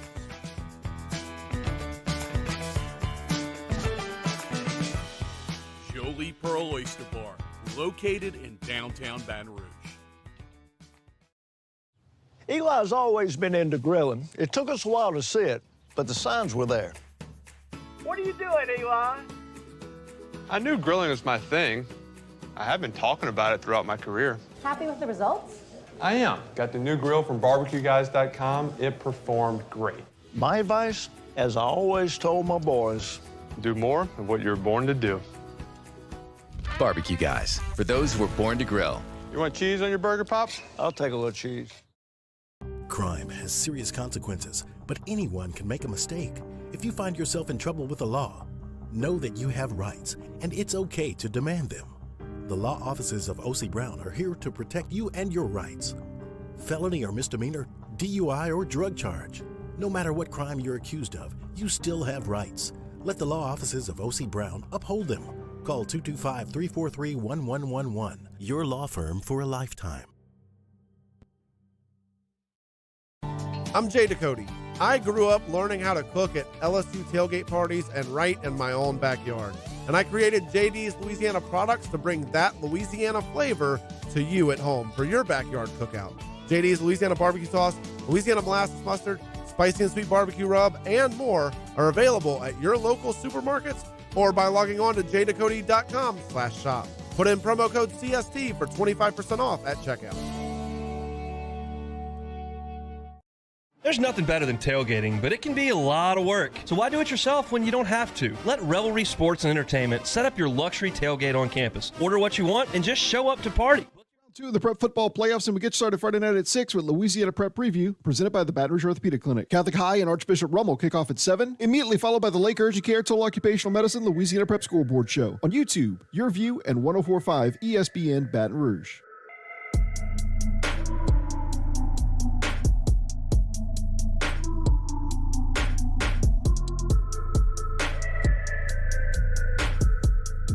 Hunt and Hill, 104.5 ESPN Baton Rouge. 104.5 ESPN Baton Rouge and Citizens Bank and Trust are in the spirit to rock your holidays with $15,000 cash. It's our 15K holidays. Head to 104.5ESPN.com and register to win a $15,000 national cash prize or $1,500 in a local cash prize. 15K holidays powered by Citizens Bank and Trust and 104.5 ESPN Baton Rouge. A little news coming across the wire in the NFL. Ndamukong Suh is headed to Philly. The Eagles are pushing the chips in, folks, and I love to see it. It's because my Cubs refuse to do it for far so often. The Padres were doing it. I loved it. The Dodgers do it. I love it. The Eagles are doing it right now. I love it. You should, in every instance, try to win. And when you've got a chance to win a championship, you should push every button available to you within reason, and this certainly would come within reason. I don't know how much they need in Ndamukong Suh. I don't know how much is in Ndamukong Suh's tank. I don't know if he might come in there and rip the locker room apart from the stands. I don't know what he's going to do, but they think he's going to help, so I'm for the decision. Yeah, I think that came from, I think the rookie they just picked, Jordan Davis. I think he may have been hurt or something like that, if I'm not mistaken. They definitely took Jordan Davis. He was a Pluckers trivia question answer on Tuesday, so I can promise you that. Yeah, yes. Jordan Davis is hurt right now. I think they said they may get him back, but you're looking at those 3 D tackles, Davis, Suh, and then obviously an older Fletcher Cox. It's going to be really tough up the middle of that defense, and I think anytime you lose to the Busch Light man, my boy Taylor, it's like, okay, we shouldn't be losing to this team. Let's kind of bolster the ship a little bit, and that's exactly what they did. And I think always what helps is that when you got a quarterback on a rookie contract, you can definitely go out there and spend some money. You saw them go get A.J. Brown. You saw them go do some things in free agency. And so it's the perfect time to do it. And so right now you're first place in the NFC East. Taylor's Cowboys. I don't know if they're going to catch him. So this is the perfect time to do that. And anytime you get sued, that's something that's definitely going to help the middle of that defense. QB on a rookie contract. That's right up the Bengals' alley right now. And you've seen so many teams that kind of fell apart as the quarterback started to make more and more money. I look up at Seattle and what they were able to build around Russ. And then when it became his show, kind of started chipping away, and it ended up not being there. And then you look at a team like the Chiefs that's been able to pay their quarterback and then continue to make things work. Even if you've got to send your superstar wide receiver packing, you just supplement it with some other guys and you keep things moving. So there's instances where it's worked and instances where it hasn't. But if you can get your quarterback on a rookie contract and he can play this well, it certainly creates a ton of flexibility for you. Yeah, it definitely does. And I think, Howie was getting some slack from Eagles fans. They're holding up the posters already about, look, I'd be mad I didn't have Jets either. That's a pretty good receiver last time I checked. But, I think Howie's what he's done. Already got them a Super Bowl with Nick Foles and then now doing what they're doing with Jalen. I think Philly is definitely these Philly fans are a lot more happy than I'm normally used to seeing them. So a great time to be in Philly. Obviously right now, there's a ton of buzz going on right there. But I think, the most shocking thing is seeing Hurts do what he's done. I think anyone could have predicted him to kind of play to the level he has and get this team where they are. And so you're seeing all the chips kind of being pushed to the middle of the table and seeing what they can do this season. I love it. All right, speaking of pushing chips, that happened in the media front earlier today. Switch over to the Southeastern Conference.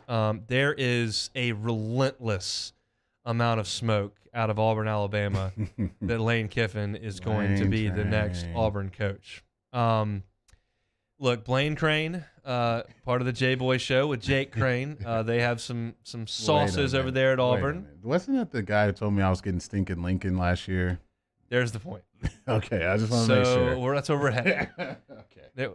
We did this whole rigmarole with LSU last year, and I said, look, we will address any rumor that comes up and discuss the merits of that hire if it comes to eventuality. You're not going to see us come up here. This is done a lot of different places and say, this is the guy. This is the guy. It's his. I don't know that, and most people don't. So I'm not going to be that guy, and I'm usually not going to listen to that guy. That's just the way that it goes. Now, Blaine Crane, part of the J-Boy Show, Crane and Company, Jake Crane went to Auburn. There are a lot of, and Blaine Crane went on Twitter and said, after the Egg Bowl, Lane Kiffin will be the Auburn coach. Now, before he tweeted that, this is previous to that, I listened to some of the Rebel Grove podcast with Neil McCready and Chase Parham, and they spent a ton of time with Jeffrey Wright up in Memphis talking about Lane Kiffin going to Auburn and what Ole Miss could do to lure him back. And now there are reports that Ole Miss has presented Lane Kiffin a contract extension that would make him among the 10 highest paid coaches in all of college football. And that may be all Lane wants, is just a little leverage, prop things up, and get the check and stay in Oxford. Or maybe he's going. But the question is not, is he going, or when's he going, or who's it? The question is, what would you feel if Lane Kiffin went to Auburn as an LSU fan? I wouldn't love it. I wouldn't love it. For one thing, I don't think he'd have to complain about fans leaving at halftime because I've been to Auburn, Alabama before. Not much going on there. I think the folks will be staying they'll be staying between the planes from the beginning of that game to the end of it. And obviously, this little riff with Saban. I don't think he loved the way he was talked to by Saban on some of those sides. I think there's compilations of Saban kind of laying into him. So for him to go to Auburn and kind of stick it to Saban, why there's little chinks in that armor. I know we hear that all the time when Alabama loses a game. They're chinks in the armor. They're toast. They're finished. I think if he did it, it'd be right now, especially with Bryce Young, Will Anderson leaving that team. Where do they go next year? A lot of holes to fill. So if he does take the Auburn job, I'm not going to be jumping for joy. I just saw what he did to one of the Mississippi schools and have them winning. When's the last time that team won 10 wins 2 years in a row? You probably have to venture back a long time. I don't think Eli even got that done. So Eli definitely did. Now, they may have done it. They probably did it in the 50s. And then I don't know if Hugh Freeze did it or not, but I kind of doubt it. So. Yeah, I don't think so either. So so I think right now, the recruiting he'd be able to do, recruiting the state of Alabama, plucking some of those guys from Saban, which I don't think would be the worst thing. But no, I do not love Lane taking over the Auburn job. On the one hand, you figure he would have Auburn very functional on offense and doing some things well there. On the other hand, it may cripple Ole Miss. They may get the next hire dead wrong, and they could go to the cellar. That can happen. We saw it with the last Houston Nutt team. We saw it with Matt Luke. They weren't very good. Like you can bottom out in Oxford, and Lane Kiffin to this point has certainly not. He's done the exact opposite of that. So if you're going to strengthen Auburn, weaken Ole Miss. I don't know what our schedule's going to be. So how do I know what it matters? I don't know if we're going to play Ole Miss every year, if we're going to play Auburn every year, every 2 years. I don't know what any of it looks like. So it's hard to forecast what it means for LSU. But there's just a tremendous amount of smoke around all of it. Maybe Lane's using it for leverage. Maybe Auburn's doing that so they can quietly talk to their other guy on the side.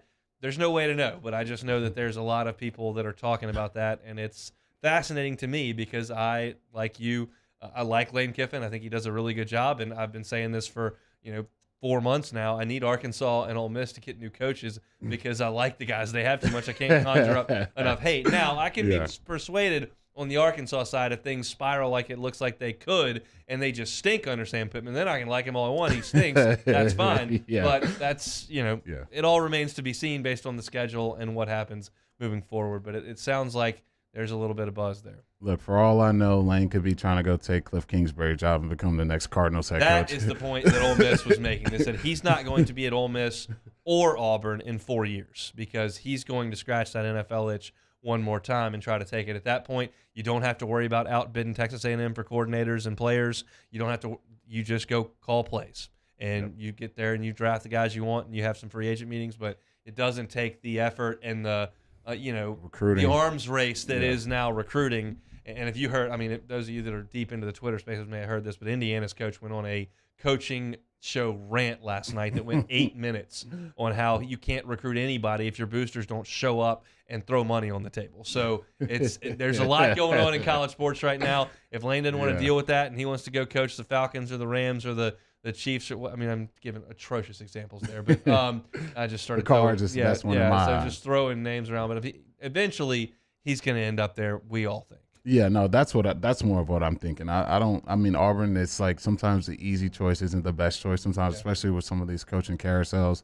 I mean, we're going to get Lincoln. I mean, they're playing Colin, Baton Rouge, and Bedlam. I'm getting excited. We're watching us beat A&M. I was so fired up. Look, we beat A&M with our C team, our D team, and then we're playing Colin, Baton Rouge, and Bedlam. I'm like, okay, the juice is back in Baton Rouge, baby. Let's go. That was incredible. Yeah, that was just an amazing night. And then, a couple weeks later, I'm like, well, actually, the next day, I'm like, wait, USC, wait, what the heck? J-Boy, what are we doing? But no, I think for Lane, I'm going to play this thing out. He's very mercurial. You can't really, when you think you have the nail on him, then he leaves Tennessee after 8 months. And so, we got to kind of see how this thing plays out. But I definitely don't love it because I think the recruiting he could do there at Auburn, obviously, and obviously the, more money he's got to have his hands on to recruit and do other things now. But listening to Lane, it seems like he's just done with this NIL stuff, done with all this, pay a guy this, pay a guy that. Like, I see NFL way on the table for him. Maybe he takes the Panthers job. I just don't see college football being the end-all be-all for him. And there was a time where Saban was labeled as a job hopper because he had the job at Toledo, and then he had the job at Michigan State, and then he went to LSU,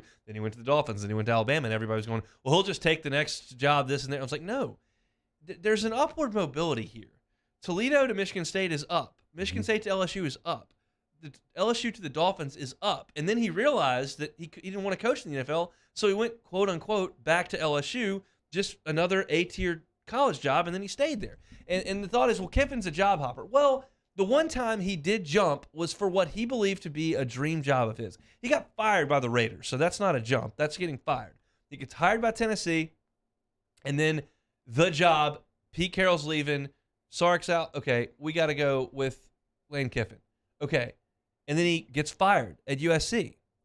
So then he goes to Bama, where he stays for 3 years as a coordinator. That's a plenty long stint to stay somewhere. Then he goes to FAU and wins some games, and Ole Miss calls. That's better. Anyone would take that. And at this point, if Auburn, that's an upstep. Or if the NFL called, then he would go. But it's not like he's leaving Ole Miss for Texas Tech and then leaving Texas Tech for Purdue because he just got to get out of there. Like, he was moving up all the time or got fired and had to go somewhere else. So I don't necessarily buy the narrative that he's some sort of serial job hopper. I just think he's taken a better opportunity.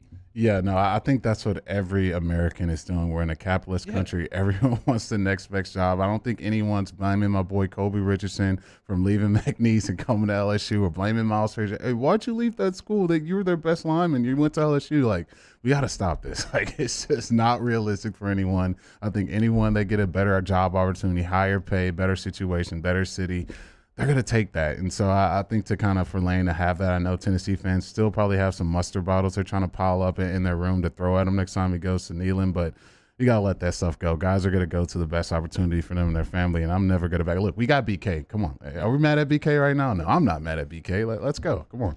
Best win, worst loss, NFL and college football next. It's Hunt and Hill. 104.5 ESPN Baton Rouge with Hunt and Hill. Scrolling through Instagram earlier today and saw some cool stuff from Reliable Roofing and Construction. Their Instagram handle, incidentally, at Reliable Roofing LLC. The website is reliableroofingbr.com. Yeah, so I have to tell you guys about Reliable Roofing, a family-run, owned, and operated residential roofing company. They've been in business since 2008 with over 30 years of roofing experience. If you're looking at your roof and you see some things that don't look right, whether it's missing shingles or looks like a crack somewhere, it just doesn't quite look right, but you don't want to replace the entire roof. You hadn't budgeted for that. There hasn't been an event that the insurance company can get involved in. That's okay. Reliable Roofing and Construction can come out. They can do an inspection, and they can do repairs. If you just need a few shingles handled, there's no job too small for Reliable Roofing and Construction. Of course, if you do need a roof replacement, whether that's to satisfy a new homeowner's insurance carrier or just because aesthetically or functionally you need a new roof, Reliable Roofing and Construction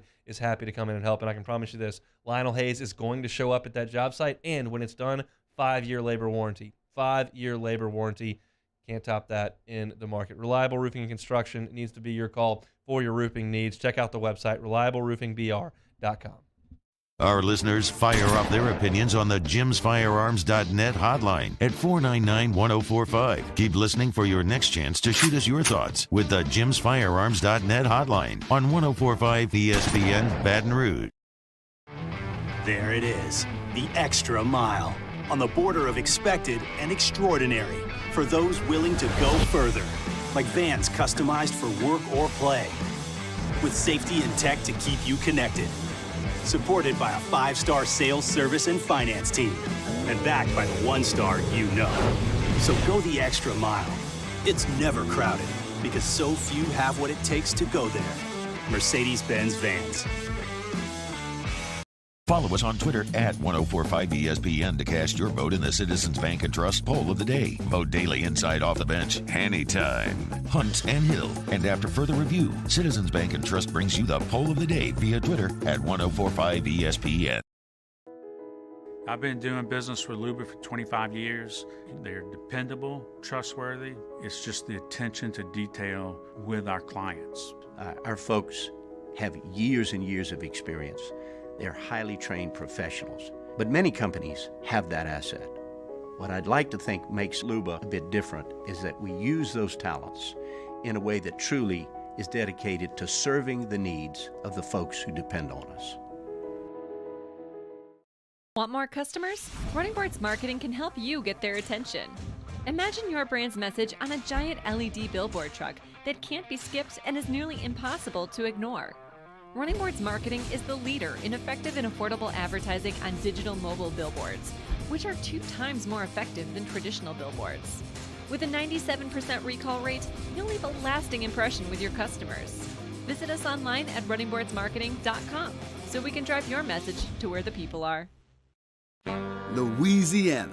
It's a place defined by culture, by pride, by passion, by people who do more than love this place. They celebrate it, elevate it, champion it. They are the individuals who embody what makes Louisiana great. The companies that make Louisiana a better place to work and live. The nonprofits leading transformational change in our communities. Champions of Louisiana are all around us, and LWCC is proud to celebrate them because we've always been Louisiana loyal, supporting the workers, the innovators, the change agents of this great place we call home. Who are the champions around you? Together, we can share their stories. Together, we can help our home state thrive. Together, we are Louisiana loyal. Always.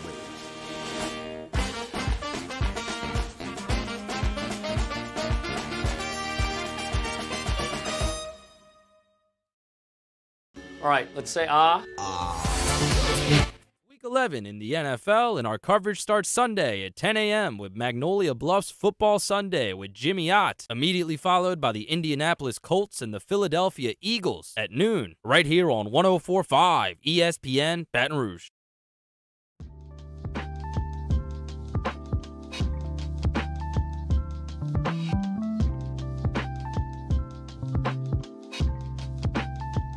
This is Hunt and Hill on 104.5 ESPN Baton Rouge.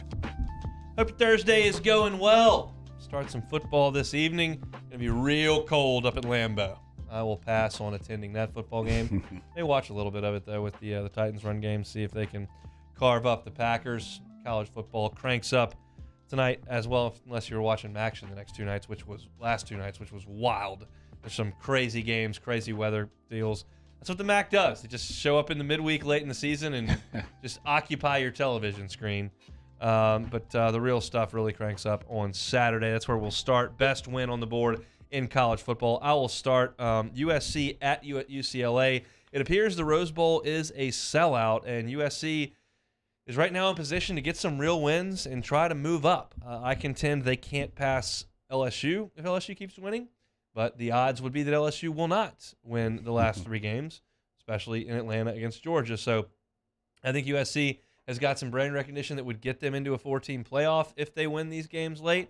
And I think Caleb Williams can potentially make a Heisman push here late. The statistics are right there. We talked about that last week. He leads the nation in interceptions per pass attempt, and he's throwing for a ton of touchdowns and a ton of yards. So if they can go to the Rose Bowl, sellout crowd, which is probably going to have a lot of red in it, quite honestly, and win that game, huge win for them. I think it would be the best win of the weekend in college football. Give me the Trojans. Fight on.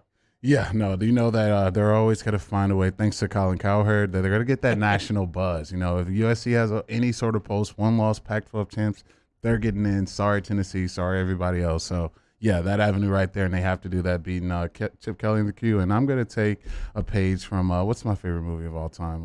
It's Shake and Bake. Talladega Nights. Talladega Nights. Very Sweet. funny. I'm going to ask, sweet baby Jesus, can we get a pulse from the Wildcats this weekend? Because something that no one's talked about is if Georgia gets upset by Kentucky and they have 2 losses after the SEC championship, they would be out.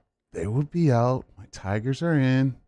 Let's go Wildcats. Come on, Casey Gaines. Can I get a go Wildcats? Let's go. Best win in college football. The Wildcats upsetting the Dogs and opening up that beautiful lane for my Tigers. A little Let's go precursor Wildcats. to your pick tomorrow. You won't be here, but I've taken your selections for tomorrow. The Kentucky Wildcats may be featured there. For me, worst loss in college football, same token. This thing is set up on a platter in my estimation for Tennessee. I know that everybody down here in Baton Rouge believes that if LSU wins out and wins the SEC, they're getting in over Tennessee. I don't think that's wrong to believe. I just need to see it to fully believe it. And I think that Tennessee's in a great place with some really nice wins against Alabama, then on the road in Tiger Stadium by 27 to say, hey, our only loss is at Georgia, and they're number 1 in the country. I think that's a pretty good resume to get into the playoff. I'm not telling you it's a slam dunk, but I'd feel pretty good about it. So if you lose to South Carolina in Williams-Brice, Willie B., with the sandstorm going and the chicken in the cage and you lose to all that, it's bad because you're out. So that would be the worst loss to me in college football. Tennessee at South Kakalaka. Yeah, okay. I could see that being a bad one, but all my flavor for best win, best losses all ties back for one reason. So I need little Tagovailoa to handle business. You guys have just been absolutely terrible this year. The Terrapins, the Terps, whatever you guys want to be, I need you to pull off one of the best upsets in college football when Ohio State comes into town. 1 loss Ohio State. Park. I don't care what they do. If they lose this game, they are not getting in. The resume just isn't there. So the worst loss is Ohio State losing a baby Tua and the crew at the Terps. Worst loss in college I believe football. you're looking for Talia Tagovailoa. That is who they will be facing there. Best win in the National Football League. Big win for the Vikings last week. Josh Allen did play, and they got a win up there, freaky as it was, with the goal line stand and then the fumble into the end zone for a touchdown and the last-second field goal, but then Pat Pete sewed it up. So to me, the best win would be if the Dallas Cowboys could go up to Minnesota and take care of business and get a win. You've got a little bit more of a glimmer of hope because finally the Eagles have lost. They're not invincible. Eagles have another tough game coming up this week, potentially. Well, the Colts, but I mean, if you could inch a little bit closer and knock off a team that is to this point a one-loss team, that would be impressive. So I got the Cowboys.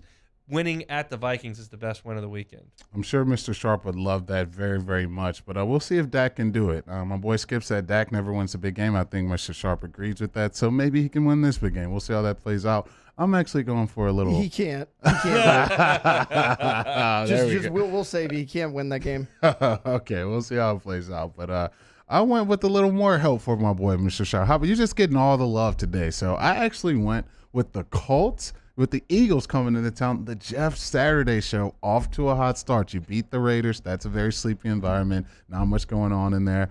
But if you somehow start 2-0, coming off the couch, on Twitter, getting your takes off on ESPN, and you start out 2-0 in the NFL, you may actually see a new president start in the NFL football. So, yeah, I'm actually cheering for my boy Saturday. How funny is it that if you just hypothetically, like, they hire Jeff Saturday, he's got to put on the suit or whatever, do the press conference introduction, say, hey, I'm going to be the coach of the team this year, I'm going to lead them in. Then you literally walk off the podium, walk over to Sam Ellinger's locker, and I'm going to say, hey, buddy, just grab a clipboard. Hey, Ryan, you're up.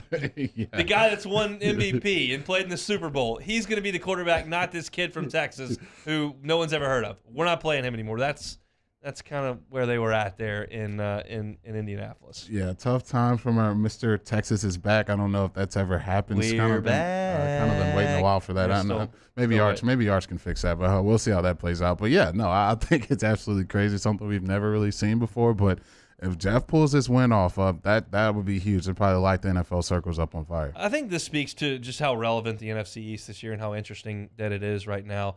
My worst loss would be the Giants losing at home to the Lions. Oh, wait. Did you hear about Mr. Campbell and what Dave Ball said about him? Oh, yeah. He got the interview for the tight ends coach and started throwing chairs and stuff around, beating walls and whatever. Yeah, that's part of the deal. Gonna just, I can't. Look, I would really enjoy hanging out with Dan Campbell. I think he's probably a great guy, and I think he's a pretty good football coach. I cannot take that stuff serious. The kneecap stuff, the banging chairs off walls, I would just laugh if I was a player and you did that. And certainly if you were interviewing for a coaching position and did that, I would say, sir, can we just leave the furniture alone and talk a little football? What might you do with the blocking scheme here at tight end? Might be a little more relevant than banging chairs off walls. Don't lose that guy. Don't lose that guy, Giants. Please. That's just that bad. would be my worst loss. Yeah, now I have to really agree with that one. I actually went with worst loss. Baker, hey, Mr. Sharp, your guy. This is like a Mr. Sharp segment today. It's all Mr. Sharp flavor. Your guy, Baker Mayfield, taking back over for the Panthers.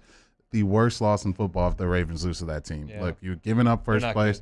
Giving up first place in the AFC North. The Bengals right on you. The Bengals get the Steelers, the rookie quarterback. I like my boy Joey being that matchup. We'll put them to I think they'd be at 6-4 at that point. And then the Ravens losing this one, they would be at 6-4. So that'd be tied for first place in the AFC North. So can't lose to Baker and the crew. Sorry, Mr. Sharp. I think that'd be a very bad loss for Lamar and the crew. Nah, man, Baker's gonna get this done, Jeremy. Coming in, I would love it. I would love it. The whole team. I would love it. I need my Bengals charge, and that's my pick to win the AFC. So I need them in first place. I need them at home first round of the playoffs. So yeah, Baker, please. I don't know how much. Any of my Super Bowl picks. Yeah, probably not. My NFC pick. Actually, my picks aren't looking that bad right now. I had the Niners coming out. They're kind of picking up a little juice here, so we'll see how that plays out. But I had the Bengals and Niners. I think did you have the Bills? Did I have the Bills and Rams? I think really you had the boring. Bills and Rams. Yeah, that's the Bills a pathetic pick. Well, the Bills are pretty good, but the Bills. That pick stinks. Don't listen to this show. No, please do. I'm kidding. I'm just kidding. And we'll come back and close it out next. It's Hunt and Hill. This is Hunt and Hill on 104.5 ESPN Baton Rouge. Bayou Ford, all the inventory right there at BayouFord.com.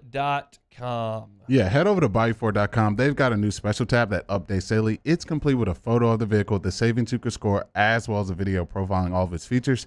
Don't see anything you love? That's okay. Keep coming back because those will update on the site as Bayou Ford rolls them out. It's all right there at BayouFord.com. Look, they've got a new tab, a used tab. They got a Black Widow tab if that's what you're into. They've got new releases as well. And right up front, when you go to BayouFord.com, they've got an inventory search. So you can search new or used, any year, any kind of model of the Ford cars, and they'll show you if they've got it, whether it's the Mustang, It's the EcoSport, the Escape, the Edge, some smaller SUVs, the Explorer, Expedition, the bigger SUVs. Of course, they got your Bronco as well, F-150, F-250, the Rangers, Bronco Sport. They got it all there at BayouFord.com. And if they don't have exactly what you like, they can customize a vehicle and have it turned around in 60 to 90 days. And every new Ford vehicle purchase comes with a 1,000,000-mile powertrain warranty. So for the life of that vehicle, it will be under that warranty. Bayou Ford, check out that inventory at BayouFord.com. Bayou Ford, they're going to do right by you. In times of need, get a full list of phone numbers, websites, and other important emergency information on the Demco Stormwatch page at 1045ESPN.com. I've been doing business with Luba for 25 years. They're dependable, trustworthy. It's just the attention to detail with our clients. Our folks have years and years of experience. They're highly trained professionals, but many companies have that asset.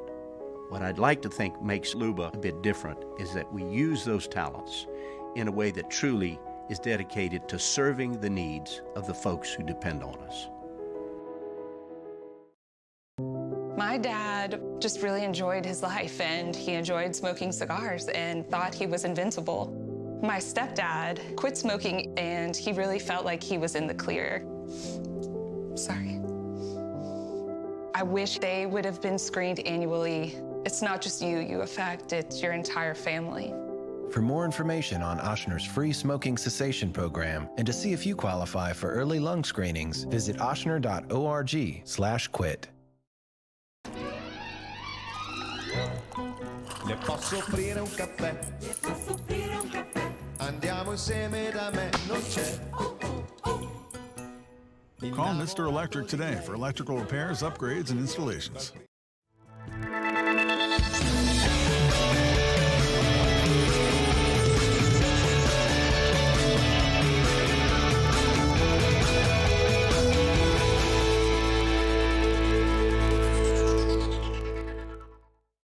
Gulf Coast Office Products is a nationally recognized Savin office equipment dealer based right here in Louisiana. Over 100 employees strong, Gulf Coast has the boots on the ground to support all vertical markets, from education, engineering, legal, and finance. With the latest in office technology, from desktop to production segment units, Gulf Coast and Savin have the perfect fit for you. Call 225-756-2644. That's 756-2644 for Gulf Coast Office Products. Oh, hey, what's up? It's Big D and Bubba, 100.7 The Tiger Morning Show. We'd love for you to join us every weekday, 4 a.m. till 9 a.m. Yeah, everything you want in a show. Country music. We got laughs. We got celebrity in-studio guests. We just need you. Join us every weekday morning, 4 a.m. to 9 a.m., right where it all started. That's right. Louisiana's country station, 100.7 The Tiger.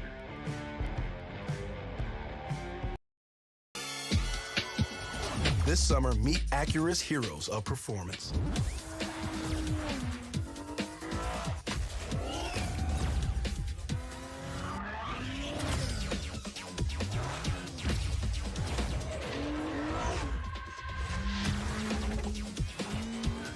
Only available at the Acura Summer of Performance. This summer, visit your local Matt Moscona invited you to join us for Thursday's AFR, presented by the Aesthetic Medicine and Anti-Aging Clinics of Louisiana. Ryan Clark, Mike Triplett, our Fantasy Blitz, Paul Nolan with picks. Join us, AFR 3 to 6, 104.5 ESPN Baton Rouge.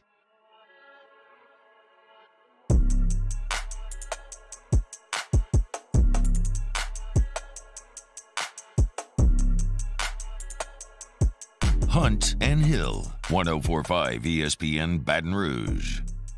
I do love this time of year when there's college basketball on midday. There will be for 2 weeks. They're up there in Charleston playing right now, and I don't give a rip about Virginia Tech or Old Dominion, but they're playing basketball at 1 o'clock in the afternoon, so I'll probably tune in and watch a little bit of it. Looks like Virginia Tech is going to get home in that one up there in Charleston. Tigers and UNO tonight from the PMAC. Want to remind you before we get out of here that professional golfers John Peterson and JJ Colleen answer all your golf and life questions inside the new Drop Biscuit Studios podcast for the people. Download or subscribe today at dropbiscuit.com. We do it every day to wrap things up. Let's play some Take It or Leave It.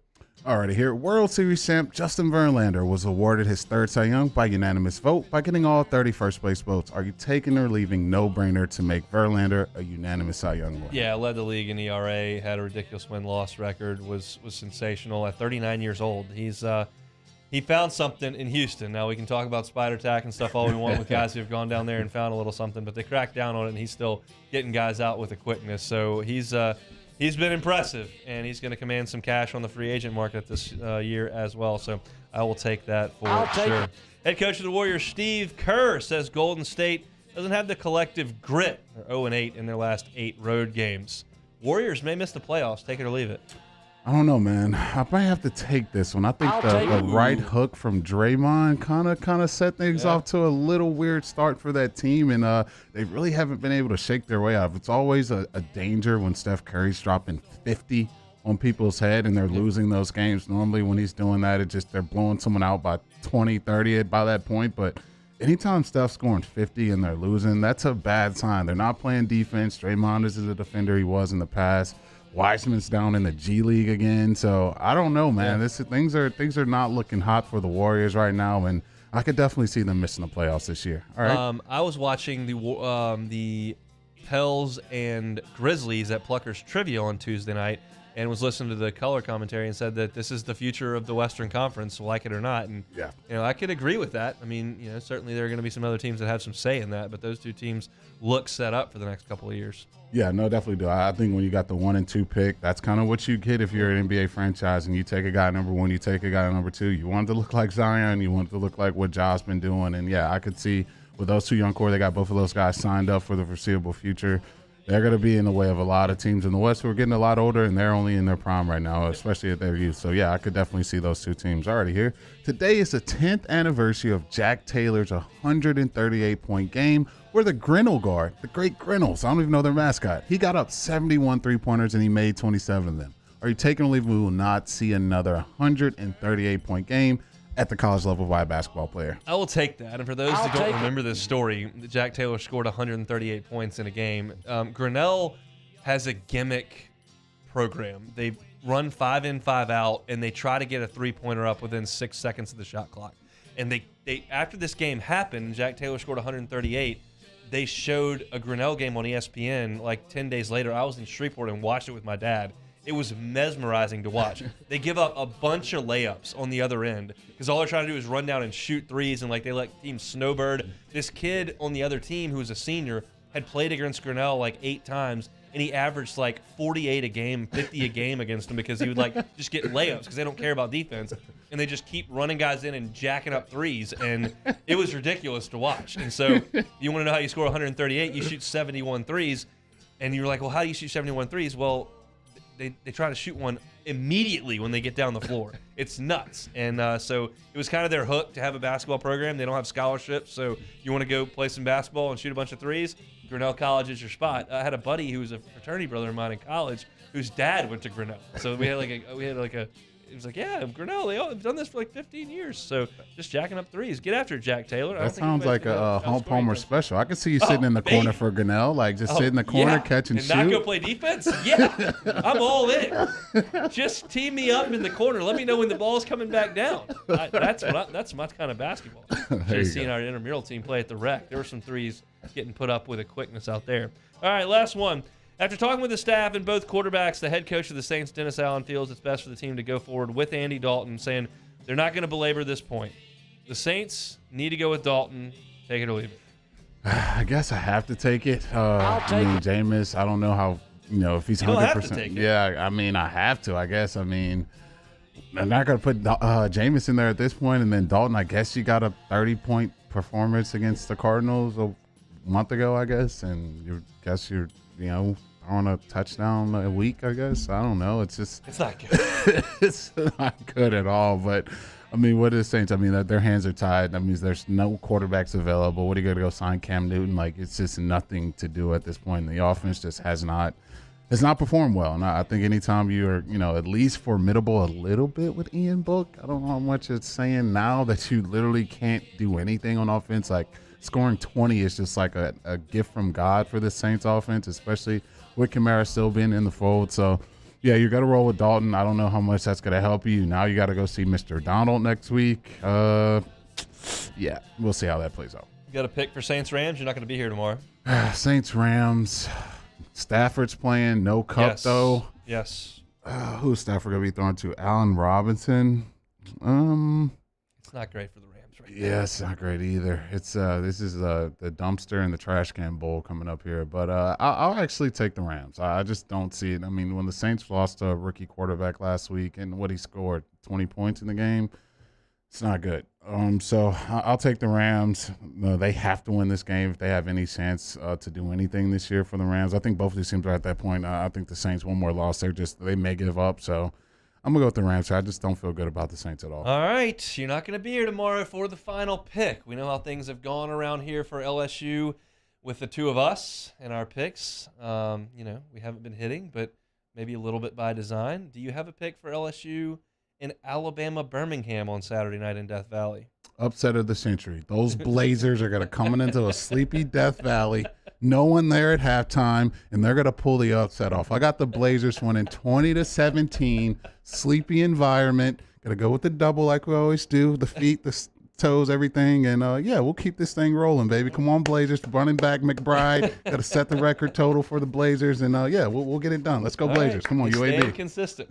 We'll have to get my final pick coming up at the end of the show tomorrow. Very much looking forward to a football Friday. We're going to do everything the same way that we have in the past. We're going to do our NFL tiers.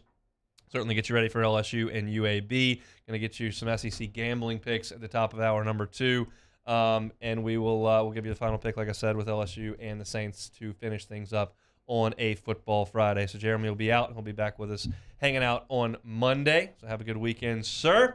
Hope y'all are getting along just fine on a chilly Thursday in the capital city. If you missed any of the show today, you can catch it on demand, 1045ESPN.com's on-demand tab, Apple Podcasts, Spotify, or on YouTube. YouTube gang, if y'all would throw us a like on the way out, we would very much appreciate it. We previewed the UAB Blazers at 1 o'clock. Talked about Senior Day, those that are participating and those are not, and what that may mean for this LSU program coming up next year. Luke Johnson of The Advocate talks Saints at 1:30. Little Colin Cowherd audio at 1:45. He loves him some LSU. We talked about that in hour 1. LSU Hoops at the top of hour number 2. They'll be in action tonight at 7 o'clock in the PMAC, and then our best win and worst loss in college football and the NFL. Jimmy Ott's Game Time coming at you 6 to 8 this evening. That'll be Jimmy Ott and Charles Hannegriff. Matt Moscona about to drive you home on After Further Review.